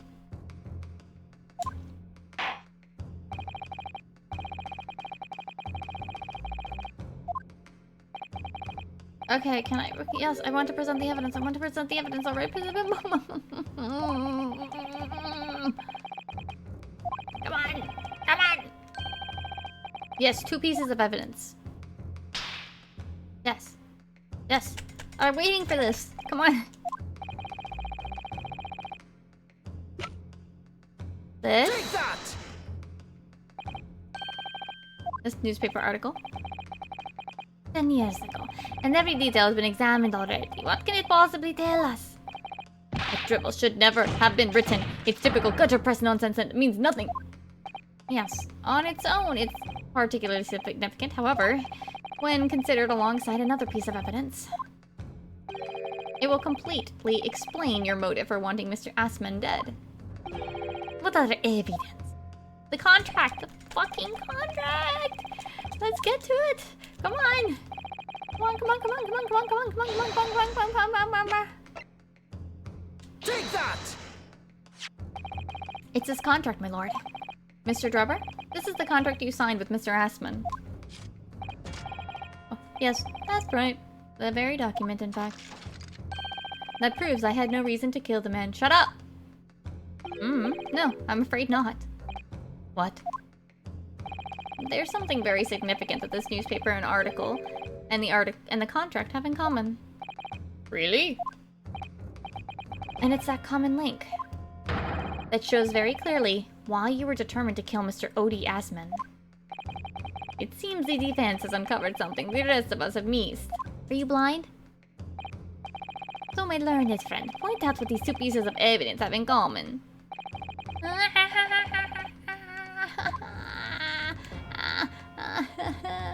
Whoa! It's the signature, for fuck's sake! What these 2 pieces of evidence have in common is a signature. A signature? The signature on the illustration that accompanies a 10-year-old article and the signature on the contract belong to the same person. What? As the court has heard, this illustration was drawn 10 years ago by the newspaper reporter who found Mr. Drebber and interviewed him about his ordeal.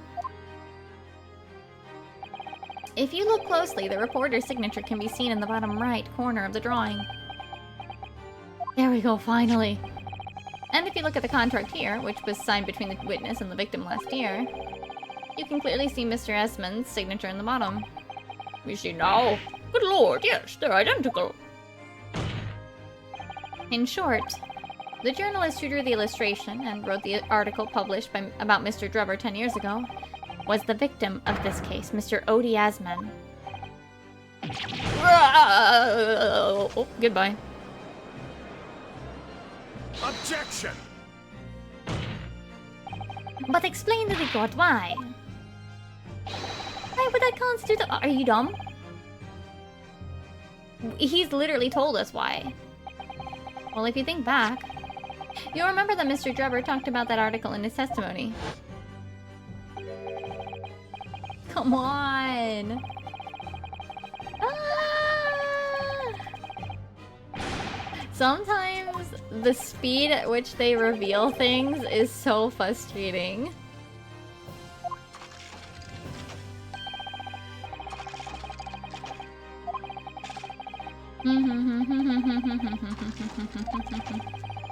Or you're just like, come on, come on, come on, I know what I have to say. Get to the point.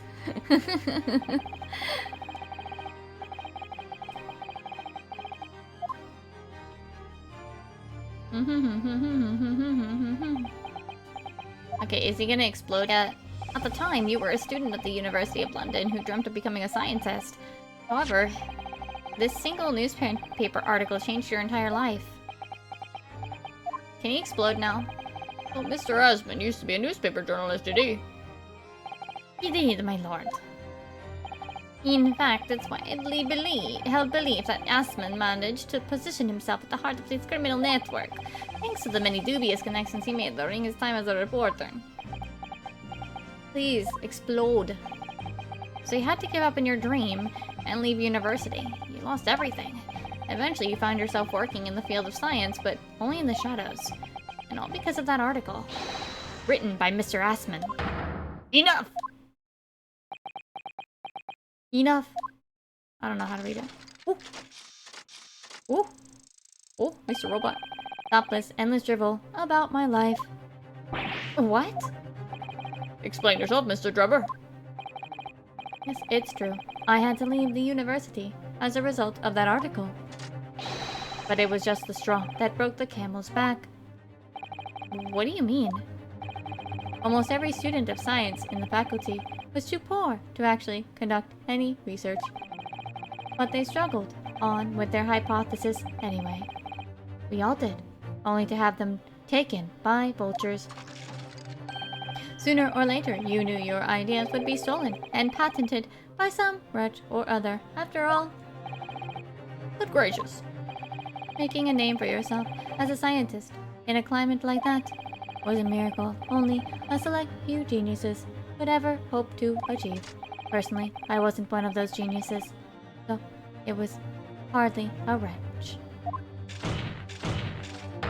Being forced out of the university because of Lowgate was the best thing that could have happened to me. Objection! Mr. Drebber, do you genuinely believe that? Of course I do. Who's better placed to know whether or not I possess a talent for science than me? I'm sorry to say that your words don't ring true at all. How dare you? And I have evidence to prove it. How are you in a position to say anything about me? I don't know you from Adam. Fine, if you think you have evidence, go ahead, show it. What could you possibly have to disprove the idea that I was happy to leave university because I lacked talent?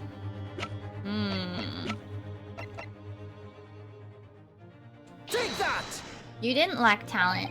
Do you remember this, Mr. Drebber? We found it at your workshop.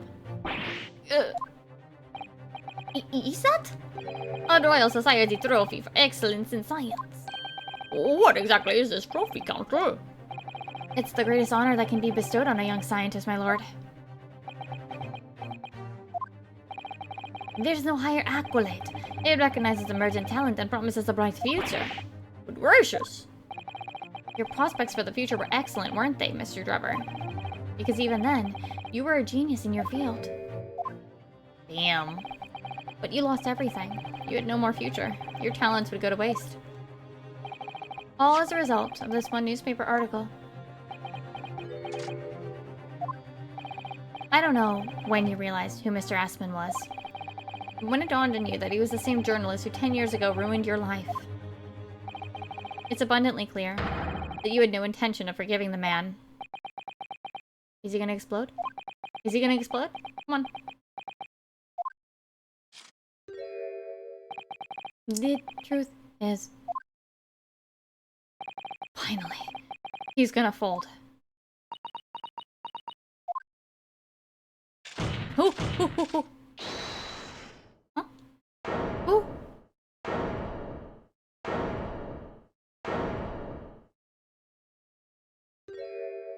Oh, God. Fine. Clearly, this has run its course now. What? I admit. All of it. What? What are you doing? It's exactly as the Japanese men said. I was coerced into going along with this man's plot to murder the victim. On the condition that he kept my dirty secret from 10 years ago. No. Good lord! Oh, okay. Dr. Cease, do you realize what you're saying, woman? It's all true. That day, when I arrived at the Crystal Tower and saw the birdcage, my heart nearly stopped beating. That memory from a decade ago that I'd done my best to bury deep inside myself. It was the professor again, staring me in the face. And then, before I had a chance to react, I noticed something else. There was a note tucked inside the model's jacket. Doctor said you will go along with my plan, from someone who knows the truth about what really happened that night 10 years ago. Oh? So are we gonna open up the mask or what? All the instructions were there in the note. Every detail was meticulously written out. I had no choice but to do what it said. I made the necessary alterations to the scene and fabricated the autopsy report as instructed. There was really no other choice. It had to be done to protect the judiciary. I can only apologize now. Well, shit. That's not good. For anyone. Why on earth would you buckle now? Well, there's no point trying to hide it anymore, is there? I would have done anything to stop it coming out, even collaborating with a murderer. The great lie about that execution 10 years ago has been exposed. Whatever happens, I'm finished. So then, Mr. Drebber, what do you say to that? Your accomplice has admitted everything. Surely it goes without saying. You admit your part in it too, then? I admit nothing. Oh. What? Really? Have you forgotten that the kinesis machine was ripped to shreds by an explosion? Short of me admitting to a crime, there's really no possible way for you to prove I did anything wrong. No! Bro.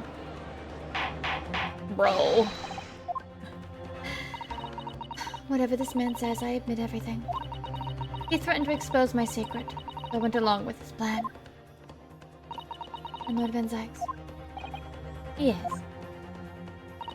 I hope you'll accept my apologies. What happens next is in your hands, of course. Wait, what is that face? Jesus.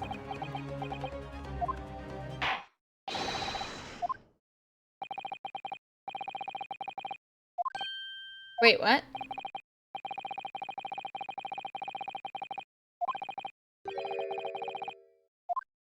Wait, we're just gonna end it here?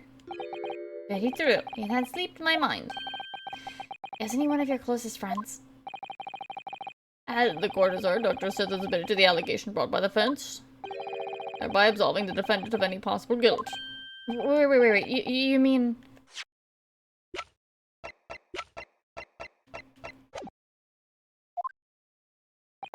At present time, it is the conclusion of this court that the defendant was not involved in any wrongdoing. Wait, we're just gonna end it here?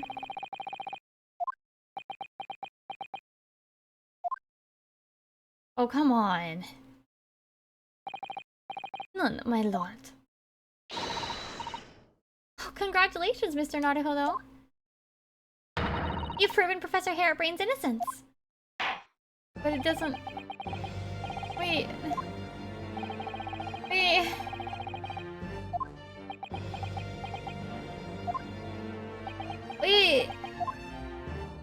I don't know. This doesn't feel quite right. Wait... Why did Dr. Sis suddenly admit to it like that? Is everything alright, Mr. Naruhodo? Like you said before, the way the trial is set to end now, the judge will certainly deliver a verdict of not guilty. But is that really what we want? What the defense should be pushing for now is...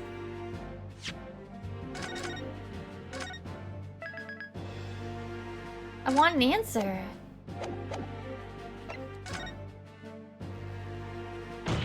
Objection! The defense objects to the trial ending at this time, my lord. I beg your pardon? We demand one final testimony. What? You do realize I'm about to adjudicate in favor of your client, I presume? What are you playing at now, my Nipponese friend? Why would you want to obstruct the conclusion of the trial at this point? No defense lawyer in his right mind would do that. Well, I'm not in my right mind. I'm in my left mind or something. I don't know. The truth. The whole truth. And a way to bring it all out in the open. Right. Yes. In hindsight...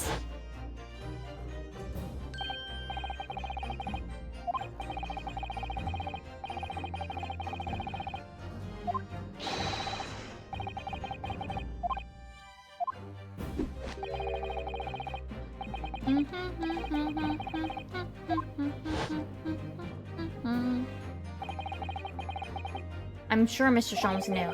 He must have deduced that this would happen.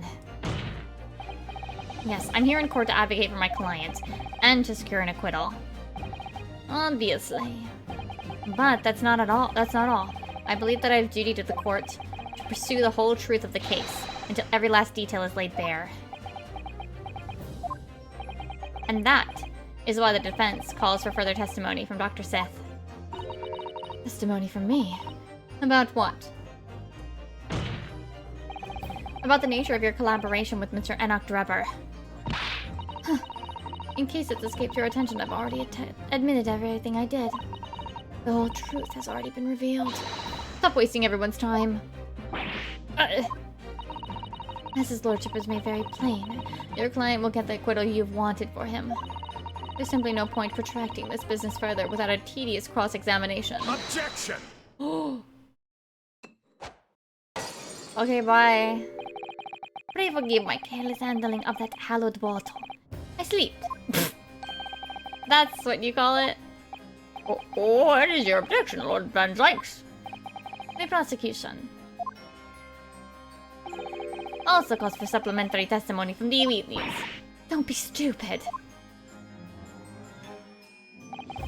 If there is more to this case that has yet to come to light, then I will join my learned friend in pursuing the facts until the bitter end.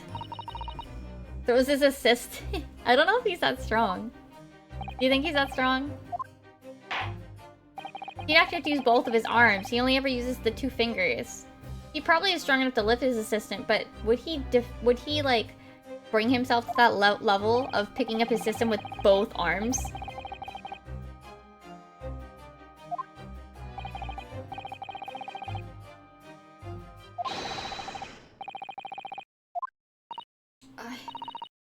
Very well. Okay. It all began at the scene when I saw the waxwork and the note tucked inside his jacket. The actual body of the victim, as indicated in the note's instructions, was beneath the experimentation stage. The body had to be arranged in certain ways to implicate the defendant, which was my job.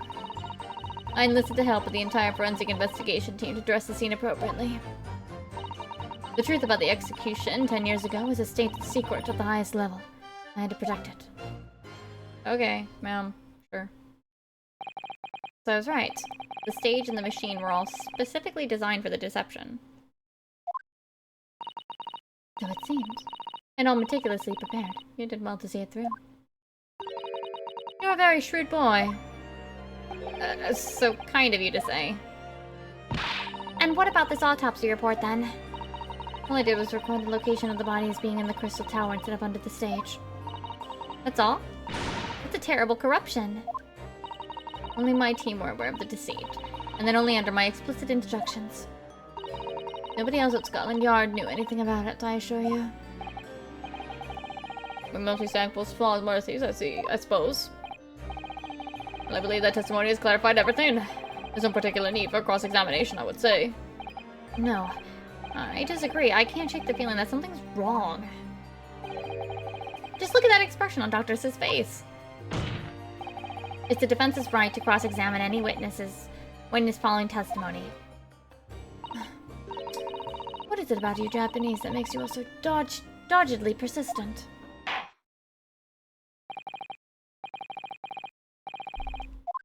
Okay. I wanna know what's under the mask! Oh my god, this trial is so long. Hold it!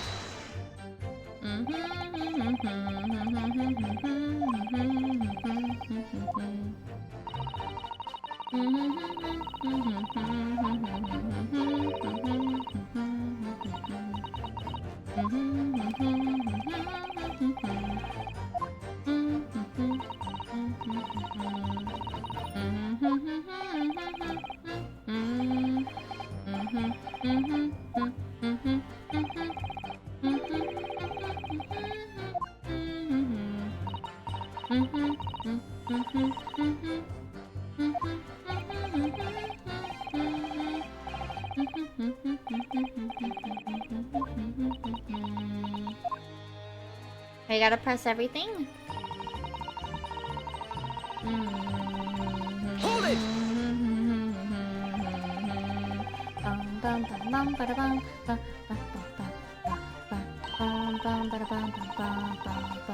Hi Max. I hope you're doing well. I'm actually hoping to sleep soon, but I have to finish this trial.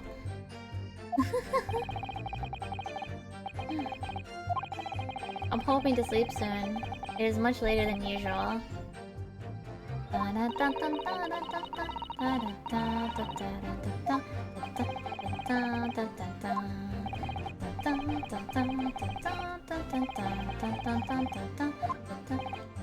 This is episode 3, and it's the tail end of episode 3. So we have episodes 4 and 5 after this, so we're almost done, sort of. But usually these last few cases take quite a while, so...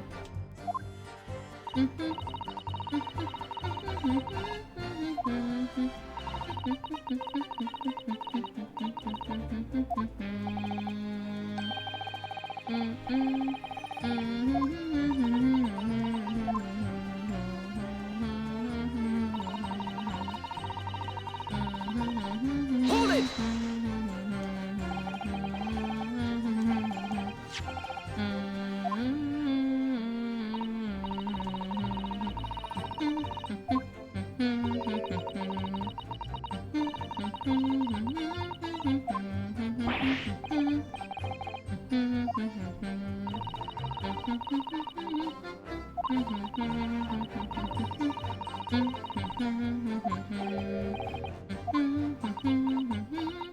Alone?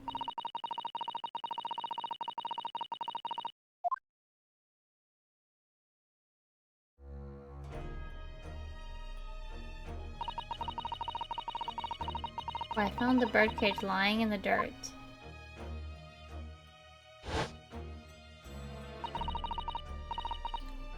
Leaned down and slowly opened it up. Then I took the screwdriver in both hands and plunged it into the man's chest. Why would they get a special scene? And then you noted that in your fake autopsy report as a fictitious cause of death. Exactly. Oh, the actual cause of death was... the trauma resulting from the 30-foot drop. My word. What is it, Mr. Sato? Something about Dr. Sith's last statement. It's playing on my mind, that's all. Sus. Yeah, mine too. Yeah, I was saying sus. Dr. Sith! There's really no need to shout. I can hear you perfectly well. The defense calls for you to add what you just said to your formal testimony. Oh. Which part? Oh, shoot. What she did to the victim, I feel, is the thing. Fine, if that's what you want. There's really no need to point. The prosecution concurs. Why are we all pointing?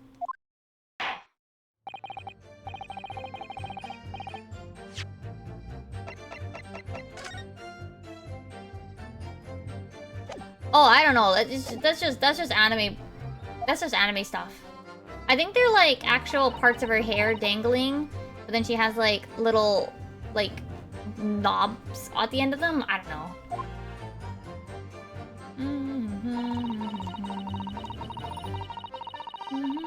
Hold it!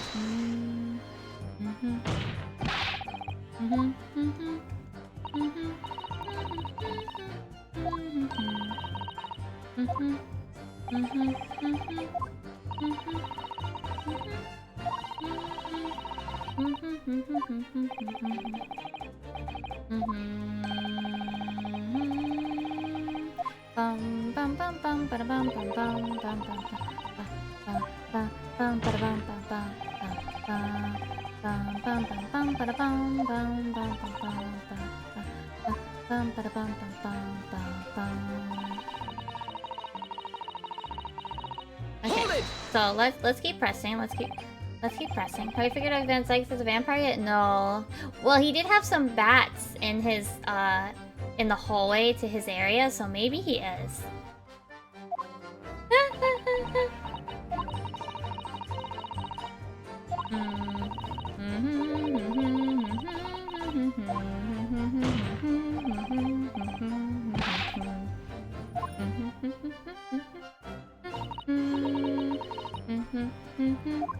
Maybe he has rabies? Maybe.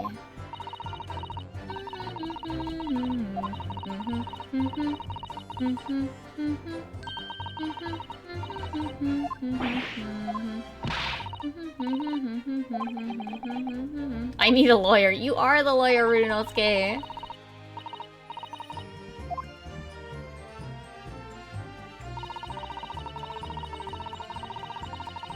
Hold it!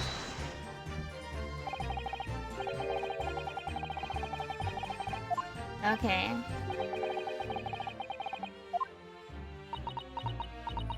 So how long? What was the big gap in like Ace Attorney, like the first set? Because this is a 10-year-old case. How?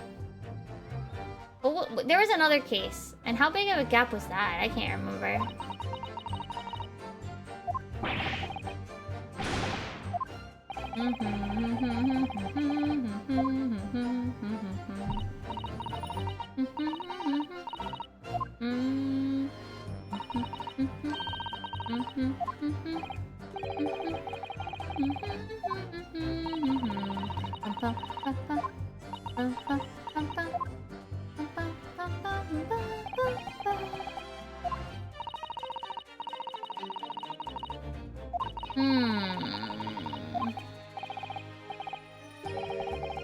I just have a feeling. Just a feeling.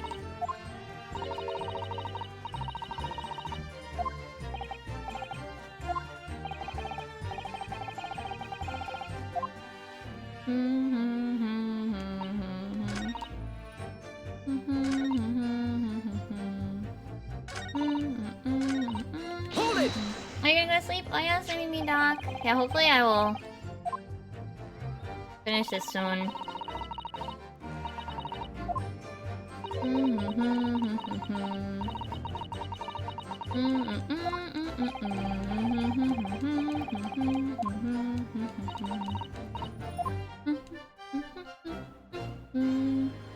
No, that's it. I mean, yeah, this one is long. But it is also because I didn't do as much as I had kind of wanted to yesterday. But this also, like, as we get towards the end, right? That's also another instance where, we'll get a long one as well.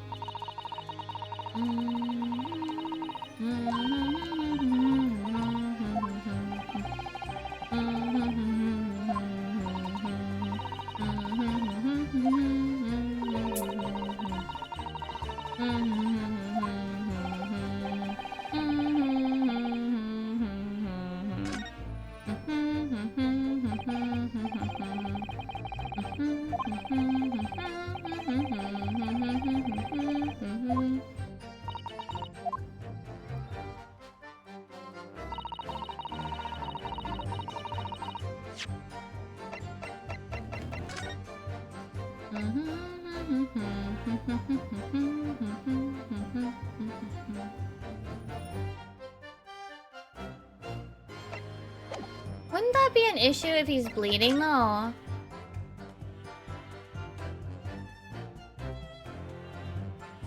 If he was already dead, would he still bleed?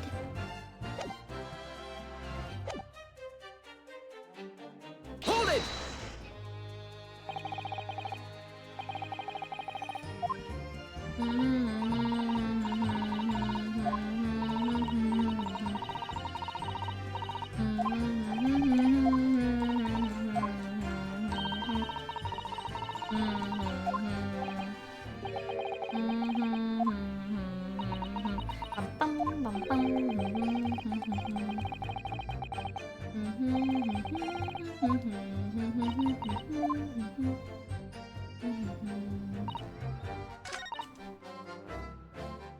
Wouldn't it be weird that he, like,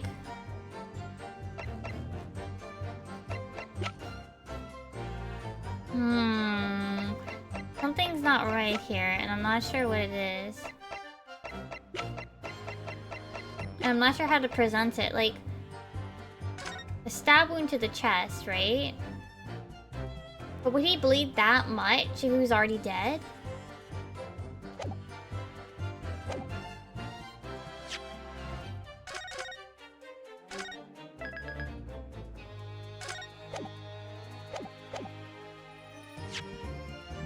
I don't know, I'm gonna try this. Objection! No. No. That is wrong. I feel like whatever I have her added to the testimony...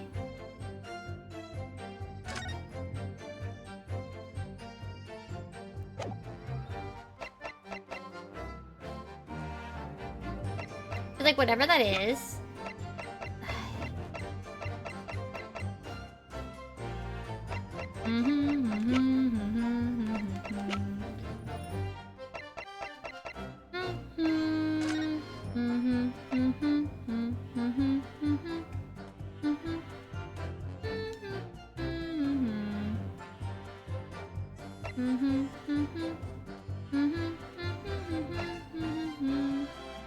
I'm not sure what it wants me, what I'm supposed to do here.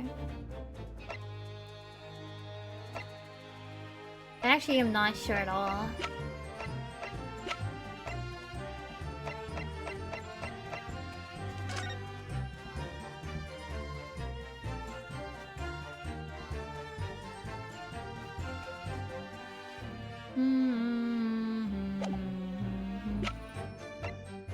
Like...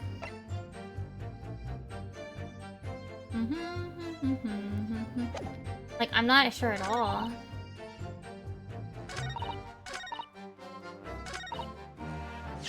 Then, what about presenting this? No, that's literally what we... Okay.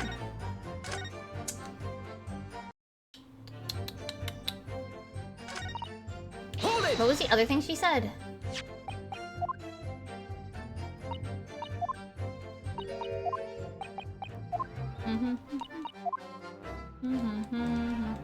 It has to be one of these two that I'm supposed to deal with.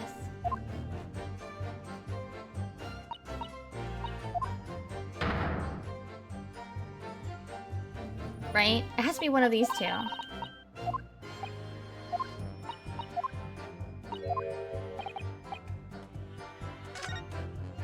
I'm just not sure which one is the better one.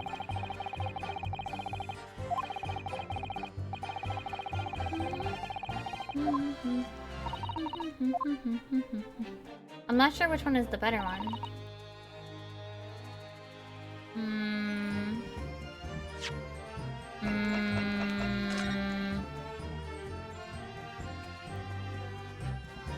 Oh no, it's totally fine. Yeah, I'm just like thinking, like, trying to figure out... It would be a lot to like try to summarize, so I don't know if it's a good idea either.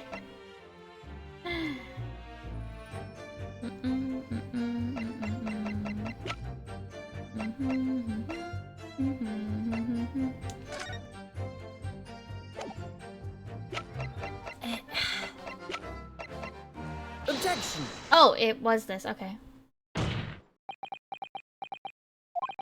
I've got a nasty feeling that this inconsistently points to an extremely uncomfortable truth.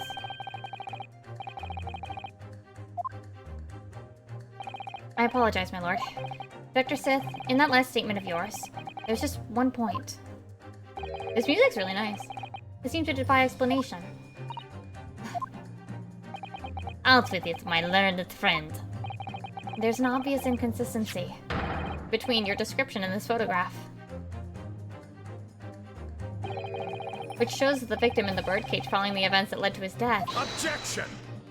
Wait, where are we going with this? I'm not entirely sure. This music is really good, though. Objection! Yes, we have already considered it, that's true. But we now know the facts to be different. What do you mean? I believe we should let the defense explain. Where in this photograph would we see the alleged inconsistency?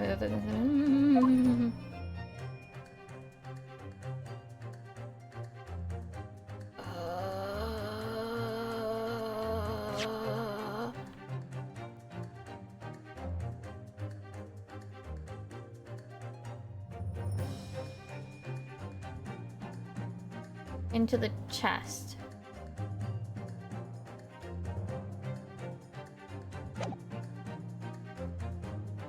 Oh, she had to move the thingy. Take that! Look closely at the bloodstain on the victim's chest.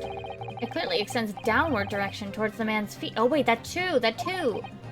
And why is that significant, Counter? If the victim was stabbed moments before the kinesis machine... Judge, where have you been for like the last 3 hours? Yeah. Exactly, my lord. Dr. Sith made it very clear in her testimony just now that the point at which she stole the Professor Harebrain's screwdriver and stabbed the victim was after the grand deception was set in motion when the birdcage had fallen below the stage out of sight. From the shape of it, it's clear that the birdcage would have fallen on its side after the 30-foot drop. And if the victim had been stabbed whilst inside the birdcage in that position... Wait, didn't it have a flat end on the bottom though? Yeah, no. Are you dumb? It's got a flattened bottom.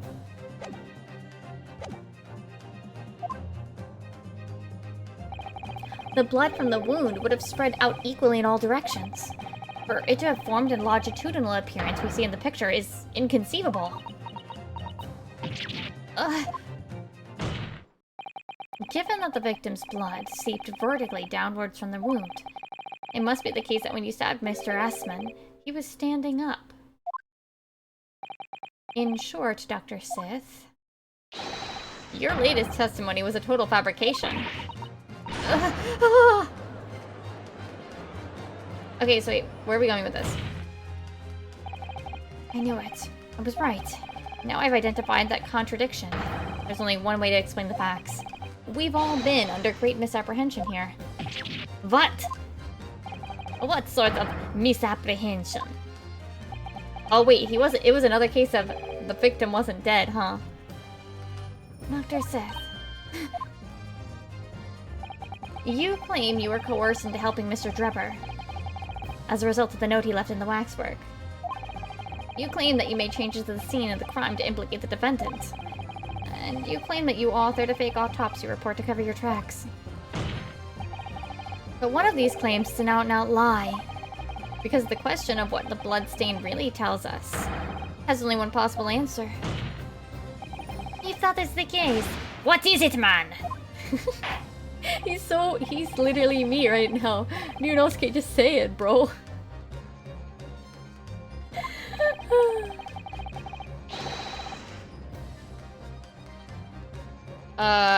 Wait, hold on.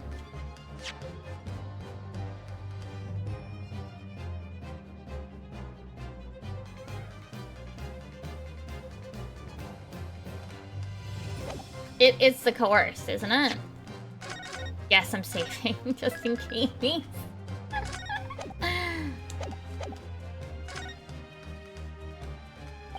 Dr. Sith, You weren't really coerced by some letter at all.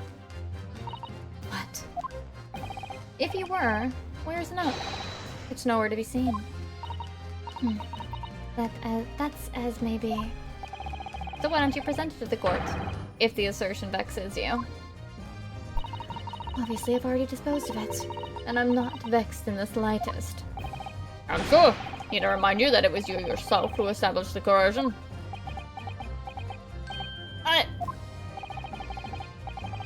Damn it. Damn it. Oi!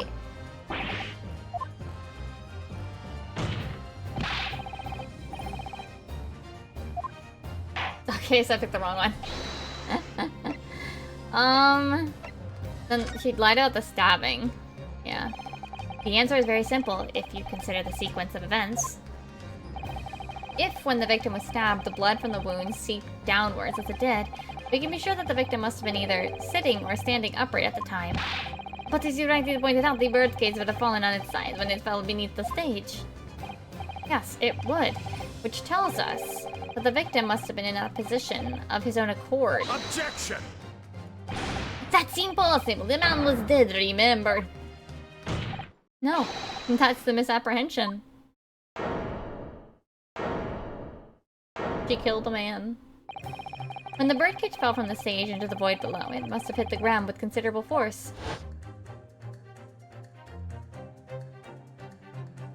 I mean, you can probably survive, like, a broken bone. Didn't they say one vertebrae? Like, yeah, that's gonna fuck you up, but, like, you're not gonna die, necessarily, depending on which one. Mr. Aspen didn't die in the fall.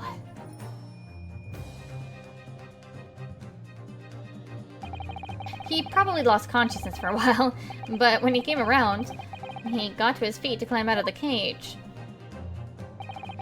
Just as Dr. Sith appeared. This music's so good. If the victim was in fact alive at that point in time, it changes everything.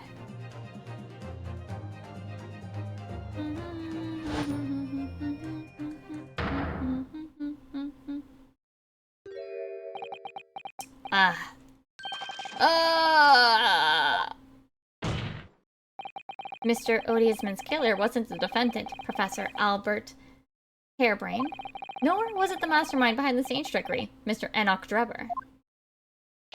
Ooh, that was like 3 spins. It was you, Dr. Courtney Sith. Oh, come on, I want her to go insane. I want her hair to unspin.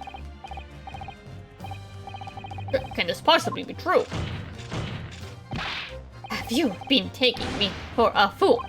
It was you, was it? You killed him? You hoped that by admitting to being an accomplice in Mr. Drebber's scheme, the trial would end before you were accused of far worse crime. Cold-blooded murder. Oh, do shut up. You're so desperate now, making all of this up. As if I would do something like that. Objection! Is that the objection? I assure you the defense is not desperate, Doctor. Mr. Hornadovo has established the facts using evidence and logic alone. Logic? Don't make me laugh. Sadly, your logic has a gaping hole in it. What? What do you mean? I thought it was obvious. A motive, boy. You're lacking a motive. A possible reason would I have to kill Mr. Asman. Asman was involved in any number of criminal activities, from coercion to theft to murder. There's no connection to Dr. C's there. What? Hello? We went over this. True, there's no obvious motive, but there's still something in the back of my mind. I feel sure I've seen something somewhere that hints why the coroner might have done this. Yes, I might have tampered with the crime scene and concocted a fake report. But murdering someone for no reason? It's a very different story. Objection!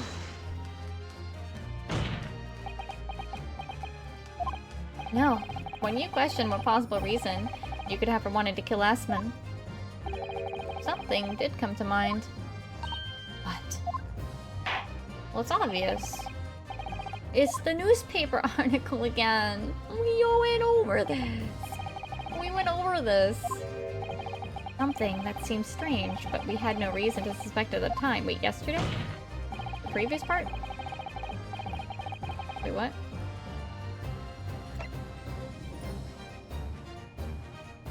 The scalpels? It's a scalpel. Or rather, scalpels. Did you say scalpels? Yeah. It would appear that word has struck a chord, Doctor. You... Come on. Out with it. It was yesterday, when we visited your laboratory. Oh yeah, the 500 scalpels. Look at this big book here. It appears to be an accounting ledger. It's a record of forensics investigation team spending, I think. Oh? What is it? It's clear that the team purchases various equipment and supplies on a monthly basis, but... oh, one entry seems rather strange. Really? In what way? They're buying 500 scalpels every month. That's a shitload. 500 scalpels? A month? At first, I wondered what on earth you could be using that many scalpels for. I still have no idea. But actually I realize it's not the scalpels themselves that are significant. It's the money for them, disappearing every month from the department's accounts. Wait, what? Aspen's criminal organization relied heavily on extortion for its funding, tracing the money from the forensic investigation team's account to find out where it was going would be extremely straightforward. Oh, he was stealing money from the forensic science team. 10 years ago, when Mr. Aspen was still a journalist and wrote this article about Mr. Drebber, he may have stumbled upon information he was researching in the story, as he was researching the story. Information relating to Dr. Sith's darkest secrets that he would use to rack money from her for the next decade. Her darkest secret? Good lord, you mean? I don't know what happened on the night of that execution 10 years ago, but clearly the opportunity to rid yourself of that menace was too tempting to pass up. So in the end, you weren't coerced at all, were you? You did it entirely of your own free will. You stabbed Mr. Aspen in the heart with all your might, to silence the blackmailer who knew your dark secret forever. Here it comes. You'll never understand. None of you. What we've had to keep covered up all these long years. Oh, that's it? That's all we got? Okay.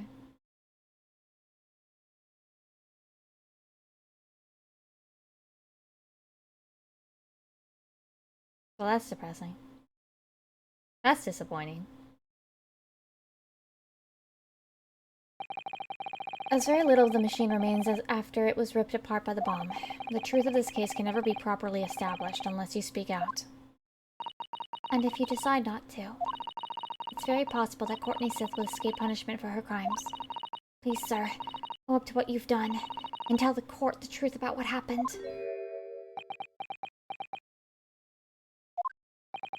10 years ago, you told the truth, and you were robbed of a bright and successful future as a result. I can certainly understand your bitterness and your consternation now, however. This is surely the chance you've been waiting for. Sever the hold that fate's had over you all these years. Super high voltage instantaneous kinesis? I mean, really.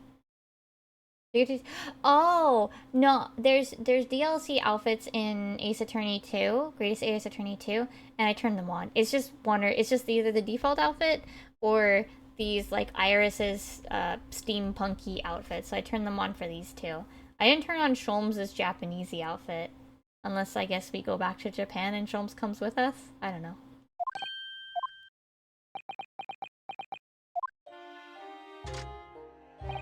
It's the addle-brained mock scientists that are the worst, you know. They don't recognize the fact that they don't have talent. They can't even get that right. And so they end up chasing impossible dreams, having unbridled faith in their abilities. They go on and on about their wonderful hypothesis, their stupid eyes shining like a little child's. They make me sick. I can't abide their foolishness. Careful, Mr. Drebber. I was particularly pleased with the kinesis machine. It made for quite a show, didn't it? Oh. Yeah, even Dunosuke's outfit right now is the DLC one. The DLC one. You admit that it was nothing more than a sham made for the purpose of killing the victim. Yes, I admit it. I did it all in the name of revenge. Revenge for the future that Mr. Aspen's article had deprived you of for 10 years. 10 years earlier. The revenge you sought didn't stop at Aspen, didn't it? Beats you swear that very particular waxwork comes in. Yes, I see. The condemned convict that you saw rising from the grave in Lowgate Cemetery 10 years ago. If your account of those events was all true, then obviously Scotland Yard couldn't afford to acknowledge what had happened. even if it meant discrediting a bright young man and crushing any future career he might have had. Their plan required that you abduct that particular waxwork model, in order to exact your revenge on Scotland Yard as well, or on Dr. Sith to be precise.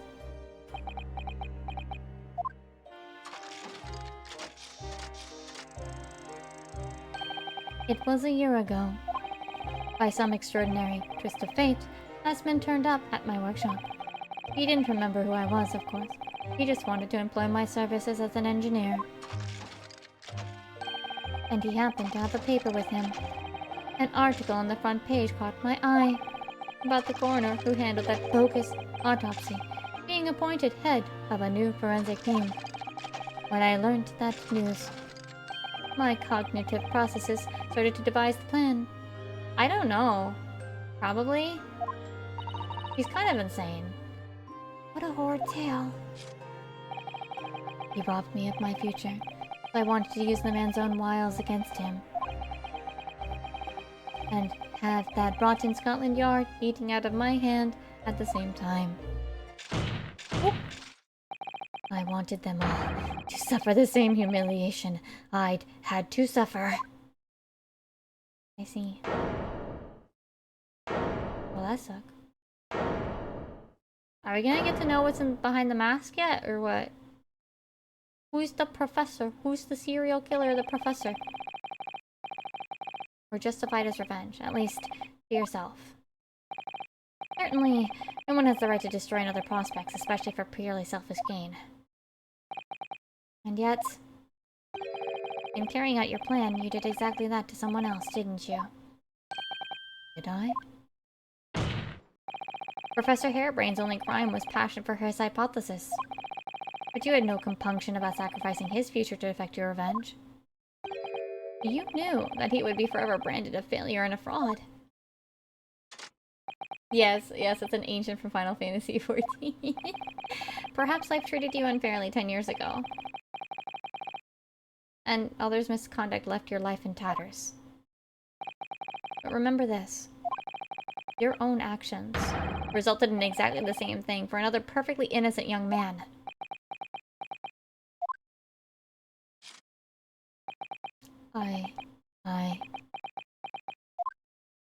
Oh, he feels a little bad, huh? You're fine. Well, that's a little sad. Wait, we're not gonna find out what's behind the mask. Oh my gosh.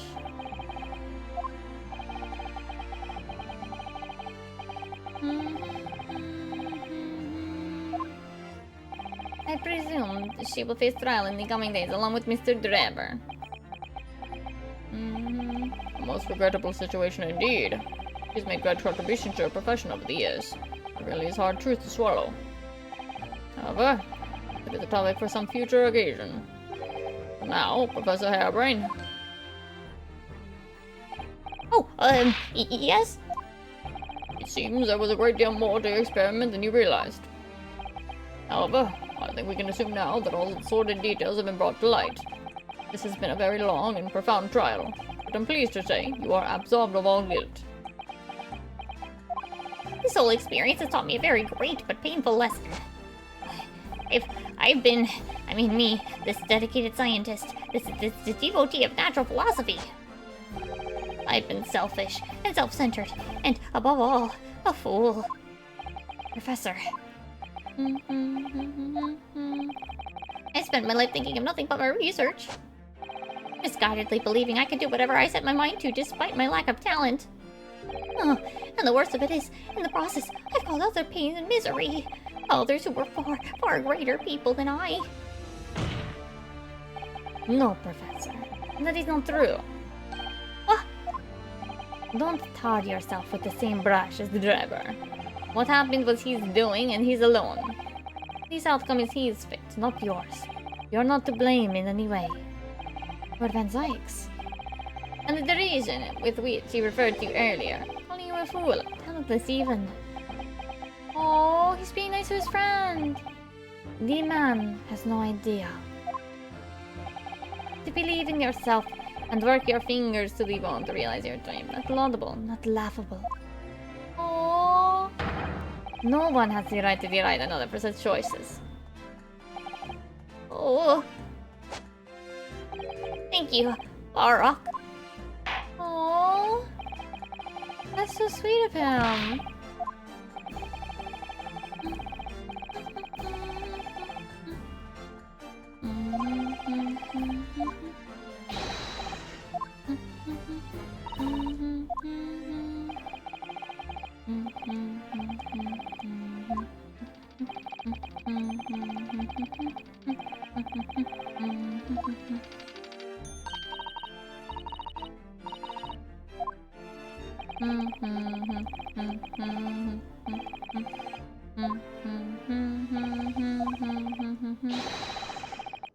I hereby pronounce the defendant not guilty. The guilty, not defendant. Yep.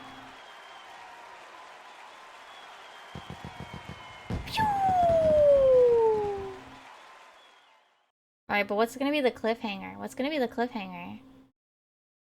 Oh my gosh, it's 2 a.m. Help.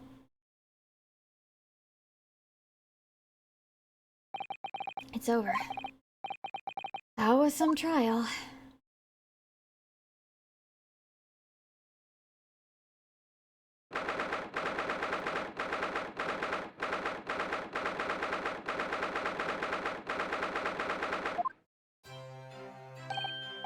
Professor, what a splendid outcome, isn't it?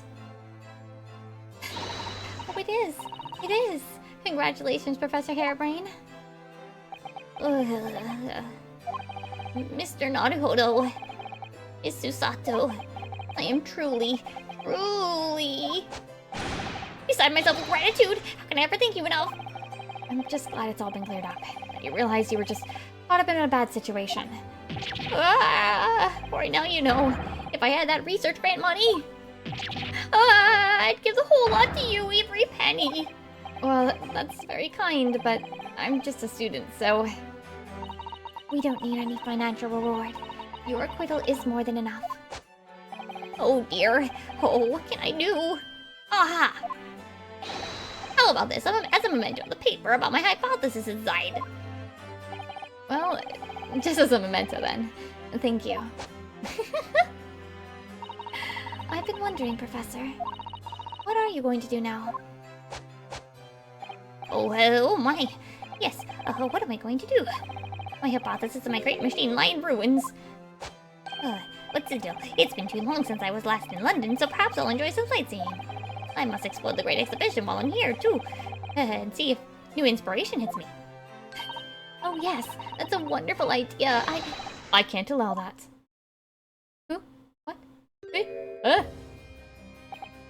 Lord Van Zykes! What are you doing here? This is defendant's antechamber. Hello? Barrock! I'm sorry you had to go through that, Albert. Oh, well, if I'm honest, it was terrifying. You were like a great demon behind your bench there, gnarling down on your prey. You're one of the few true friends I have. I couldn't leave it to anybody else to handle the prosecution. Or the defense. Sorry? Or the defense. Did I just hear that right? I always knew that you had my best interest at heart, don't worry. How about you show me around while I'm here in town? It's been a long time since we left university. We have a lot to catch up on. Oh no. Listen, Albert. In a few days your acquittal will be made official. When that happens, you must head straight to Dover. I'll accompany you. What? Why? From there you will cross the channel and make your way back to Germany. I've already purchased the tickets. Wait, why? Wait, no! Hold on a minute, Barrock. What about the Great Exhibition? This is the chance of a lifetime for me. I want to look around. No sightseeing, Albert. Give up on the idea. Hey, why? This is suspicious. Sometimes it's hard to see any warmth in those eyes, Barrock. Lord Van Zykes? What's all this about? Unnecessary precaution. Yes, I think I understand. You do? Yeah, maybe. Well, Iris told me that when you meet Lord Van Zykes at his office some days ago, he asked how Mr. Natsume was doing. Yeah, that's right. I remembered being surprised at the time and thinking it was nice of them to ask. The point is, Mr. Natsume is still alive and well. Even though it's been more than 6 months now since he stood trial with the Reaper as the prosecutor. You mean The Reaper's influence doesn't stretch overseas? those in the Reaper's sights meet their end days or sometimes months after the acquittal. That's been the pattern up to now. But of course, we know that both Mr. Natsume and Gina were completely innocent. True. And perhaps that governs the Reaper's actions. The truly innocent are spared. Well, I don't want to take any chances with a close personal friend. Oh, he cares! Barok! Oh, surprise bro moment! Lightning mustache Nipponies, this man should leave the country without delay. That's why. I'm packing him off to Germany at once. Right. Does your friend-shaped package get any say in it? Goodness. Was this your intention all along then, Lord Van Zykes? So he's called the Reaper. And the idea is that if you get acquitted in a court case against him, that they often die afterwards. And so to protect his friend, he's sending him back to Germany. He's not the person that kills them, but he's suspecting somebody else is involved. I think. In court, where people think of him as the Reaper, this man seems absolutely merciless. And yet, sometimes I feel as though I don't understand him at all. It's time to go, Albert. Back to the prison for the time being. Yes, alright. Only Mr. Naruhodo. And thank you so much for everything. Not at all, Professor. It was a pleasure getting to know you. Best wishes, Professor Harebrain. Well, once the dust is settled, you must come and visit me in Germany. Anyway, goodbye for now.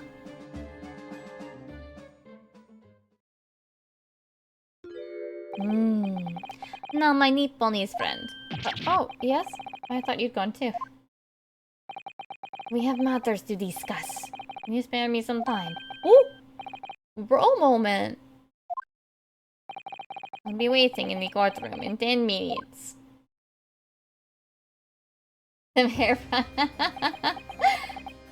Well, that was strange. For some reason, I didn't get that sense of impending doom as he walked away this time.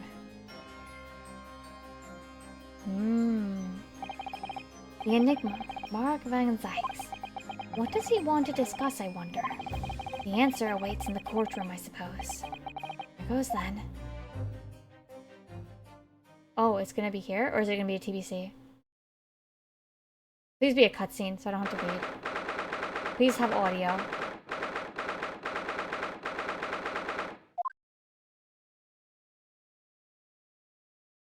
Oh! Are you satisfied? You saved a guileless scientist from great injustice. Yes, I think so. I'm relieved at least that the man's innocence could be proven. Anyway, I imagine you've been wondering where my animosity toward you Nipponese come from. Oh? Oh, oh, oh. Yes? Where your racism comes from, yes?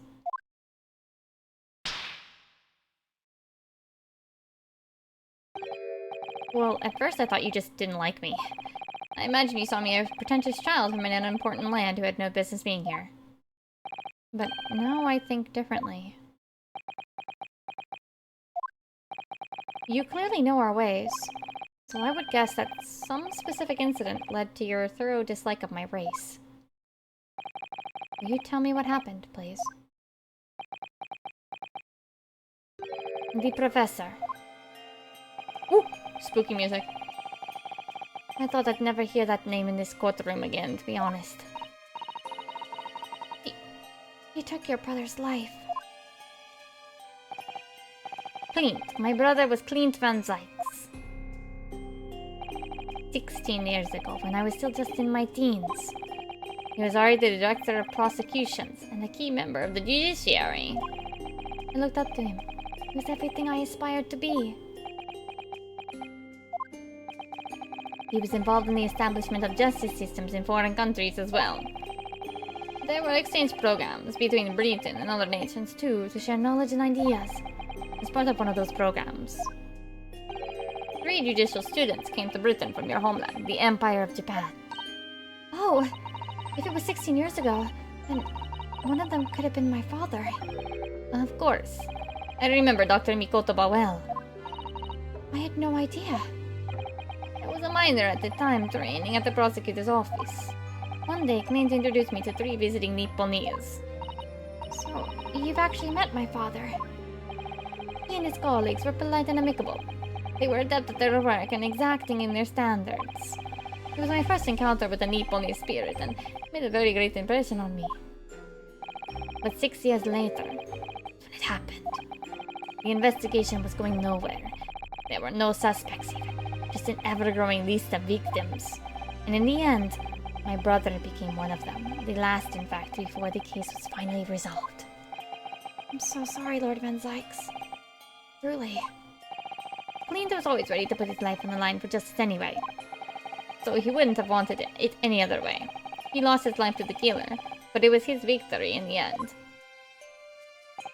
For me personally, though, it was a great loss. I found myself in a very dark place indeed. Oh, bro! And I finally found out the killer's identity. The reason why no one had been able to catch the man sooner ceased to be such a mystery. He'd been hiding in plain sight all the time. In plain sight? Are you aware of political events 10 years ago? No? It was a period of extremely sensitive diplomacy between the British and Japanese empires. Okay, can you fill me in? A new tree was being forged, I think? Correct. The Anglo-Japanese Treaty of Friendship and Navigation was being concluded. The leaders of both countries were deep in extensive political discussions. Which is why this particular killer's appearance in court was conducted at a closed trial. No, wait, that would be weird.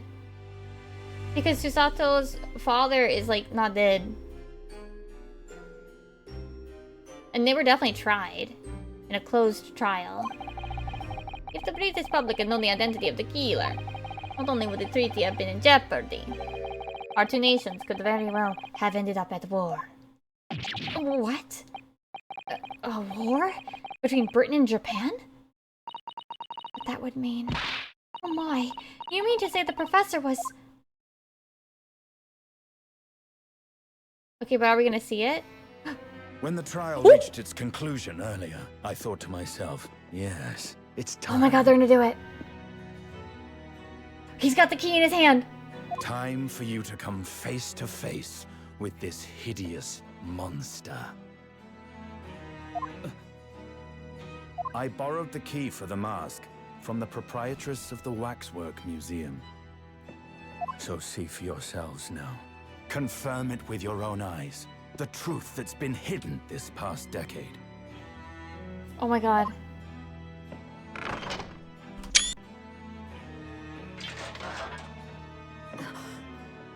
Wait,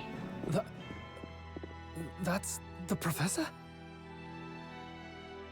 is it really? Yes, that's him.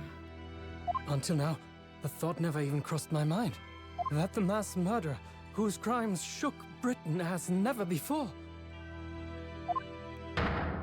was Japanese. Wait a minute. That face. I feel as though I've seen it somewhere. It's strangely familiar. Oh!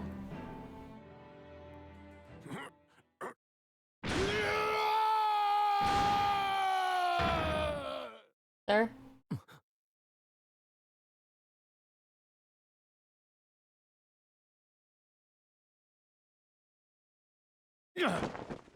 Oh! Kazuma! That's Kazuma's hair. Father. Kazuma-sama's father? What? Father?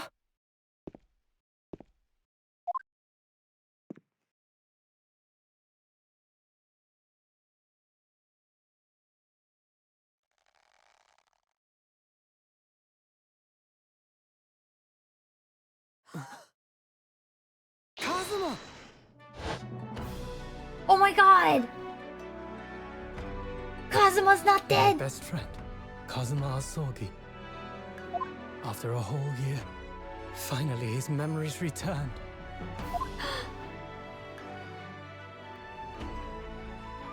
He cut his hair. He doesn't have. Wait, no, I don't think he ever had to cut his hair. No, he As he just. stood there before me. No, he had a little, like, thingy flowing. Oh my god, he looks. Wow. This is. Wow! Oh my god! And we have the stupid little mouse there!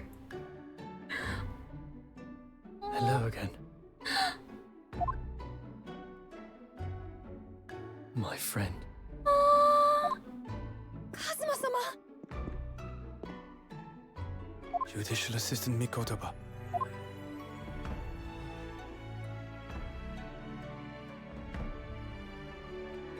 It's been a very long road. Thank you. Thank you for guiding my friend here when I could not. It was an honor.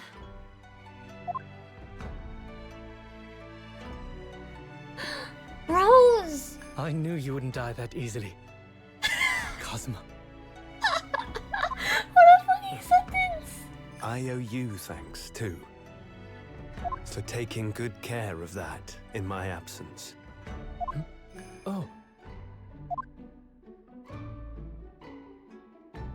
Karuma. The great blade of the Asogi clan. Passed down through the generations. Well, Asogi, Kazuma's definitely, like, jacked up. I think Ryunosuke's a little bit more noodly. The new outfit on When Kazuma we left is Japan, definitely this sword was definitely at my very friend's form-fitting. side. Very The form-fitting. Japanese man's katana is his soul, and he couldn't be parted from it. But then, when the incident happened, it was Susato-san's wish that I inherit the sword, and I've kept it with me ever since, along with my memories of the friendship we shared. This is a long voiced cutscene. With this by my side, I always felt that you were watching over me somehow. But you're not dead, so how would you be watching over me? Wait, are we giving me back?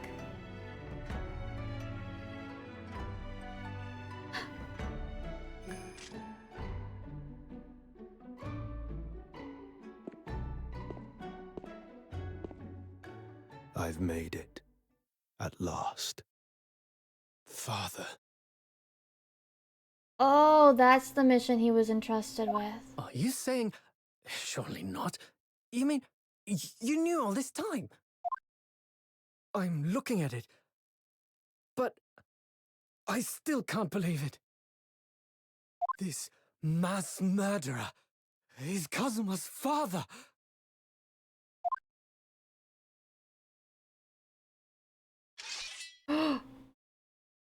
It's a wax model, bro. That's not...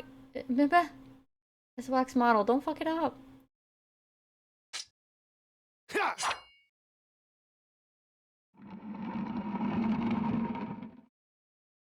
Bro, it's wax. Bro, it's wax. Kazuma-sama. Kazuma-sama, that's wax, not the real man.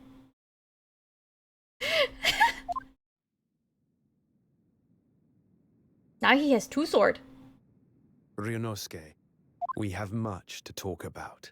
Oh my god. But now is not the time.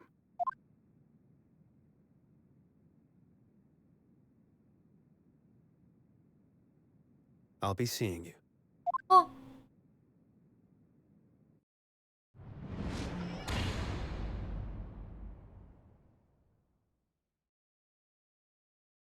That's all Kazuma said Kazuma. before he turned and left us there in the courtroom. What about Van Zykes? Is he just here chilling? What happened to Van Zykes? He just kind of like stopped. Oh no, never mind. So he's the living after image of the man who took my brother's life, easy. Yes, Kazuma Asogi, my best friend. 3 months ago, when Lord Strongheart introduced us, I had an inkling there was something there. Some connection. But why did Lord Strongheart do that? Why did he make Kazuma Lord Van Zyk's apprentice? And when he was suffering amnesia, too. The man was apprehended, even executed. But his legacy just won't die. That's the sad truth. Anyway, that's all I had to say. Thank you for meeting with me as I asked. Okay, bye!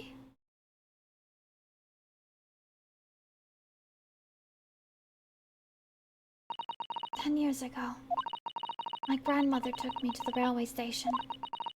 We were there to meet my father from the train. For me. It was the first time I'd ever seen him. Poor Susato-san. All this is tied up with painful memories for her, too. She's never talked about this with me before, though. It took time to adjust to having father around. But just when I was starting to get used to it, he called me into his study one day. He told me that a great friend of his had passed away in London, and that the friend had left behind a son. Boy, 7 years my senior. Father told me the boy had made a promise to his late father, so he was signed to become a defense lawyer. I wanted to help, so I studied to become a qualified judicial assistant. As I'm sure you've worked out, the young man's name was Kazuma Asugi. Aww. So you see, that's how he and I met. Aww. For a brief moment, my great friend had returned, only to disappear again all too soon.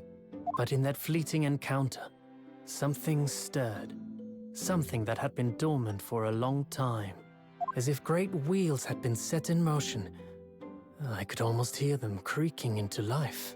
In some ways, it was the end of a chapter.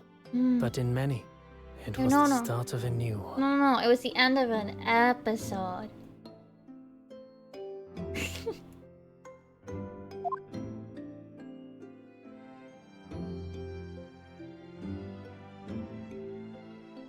There's the end. Okay, good, cool. 8.5 hours.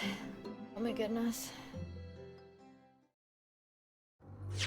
Dun, dun, dun, dun, dun, dun, dun.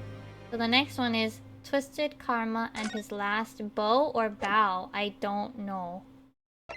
I can't tell if it's bow or bow, because it's in text only. But that's obviously where we're ending it today, because Jesus Christ, that was 8.5 hours. I don't even think it would have been that much shorter if I had managed to finish the parts that I had wanted to last night. Oh goodness. I am very sleepy. Oh, I know where we're going. Anyway, I am going to go sleep. We will be continuing this. Yeah, bow as in take a... Yeah, it could either be bow as in like... as in bow and arrow. Or it could be bow as in like what Japanese people do, right? There are options. But we'll see. Because karma is also... Karuma is the name of the sword, right? So... it could be some funny little wordplay. It could be just... not, you know. Anyway, I'll be continuing this next week on Saturday. We'll be going the next episode. Hopefully we can finish it next weekend. And then we only have one more to go. Yay. Tomorrow we'll be back with art stream. I'm not entirely sure what I'll be drawing tomorrow, but I'll be drawing something. For now, we're gonna go say hi to Emmy. I'm gonna sleep. It's 2 a.m. 2:30 a.m. Because Ace Attorney was long. Okay, I'm gonna go sleep. Ayasa Mimi, thanks for hanging out, everybody. I hope you have a good evening and everything. Okay, Ayasa Mimi, bye bye. Bye.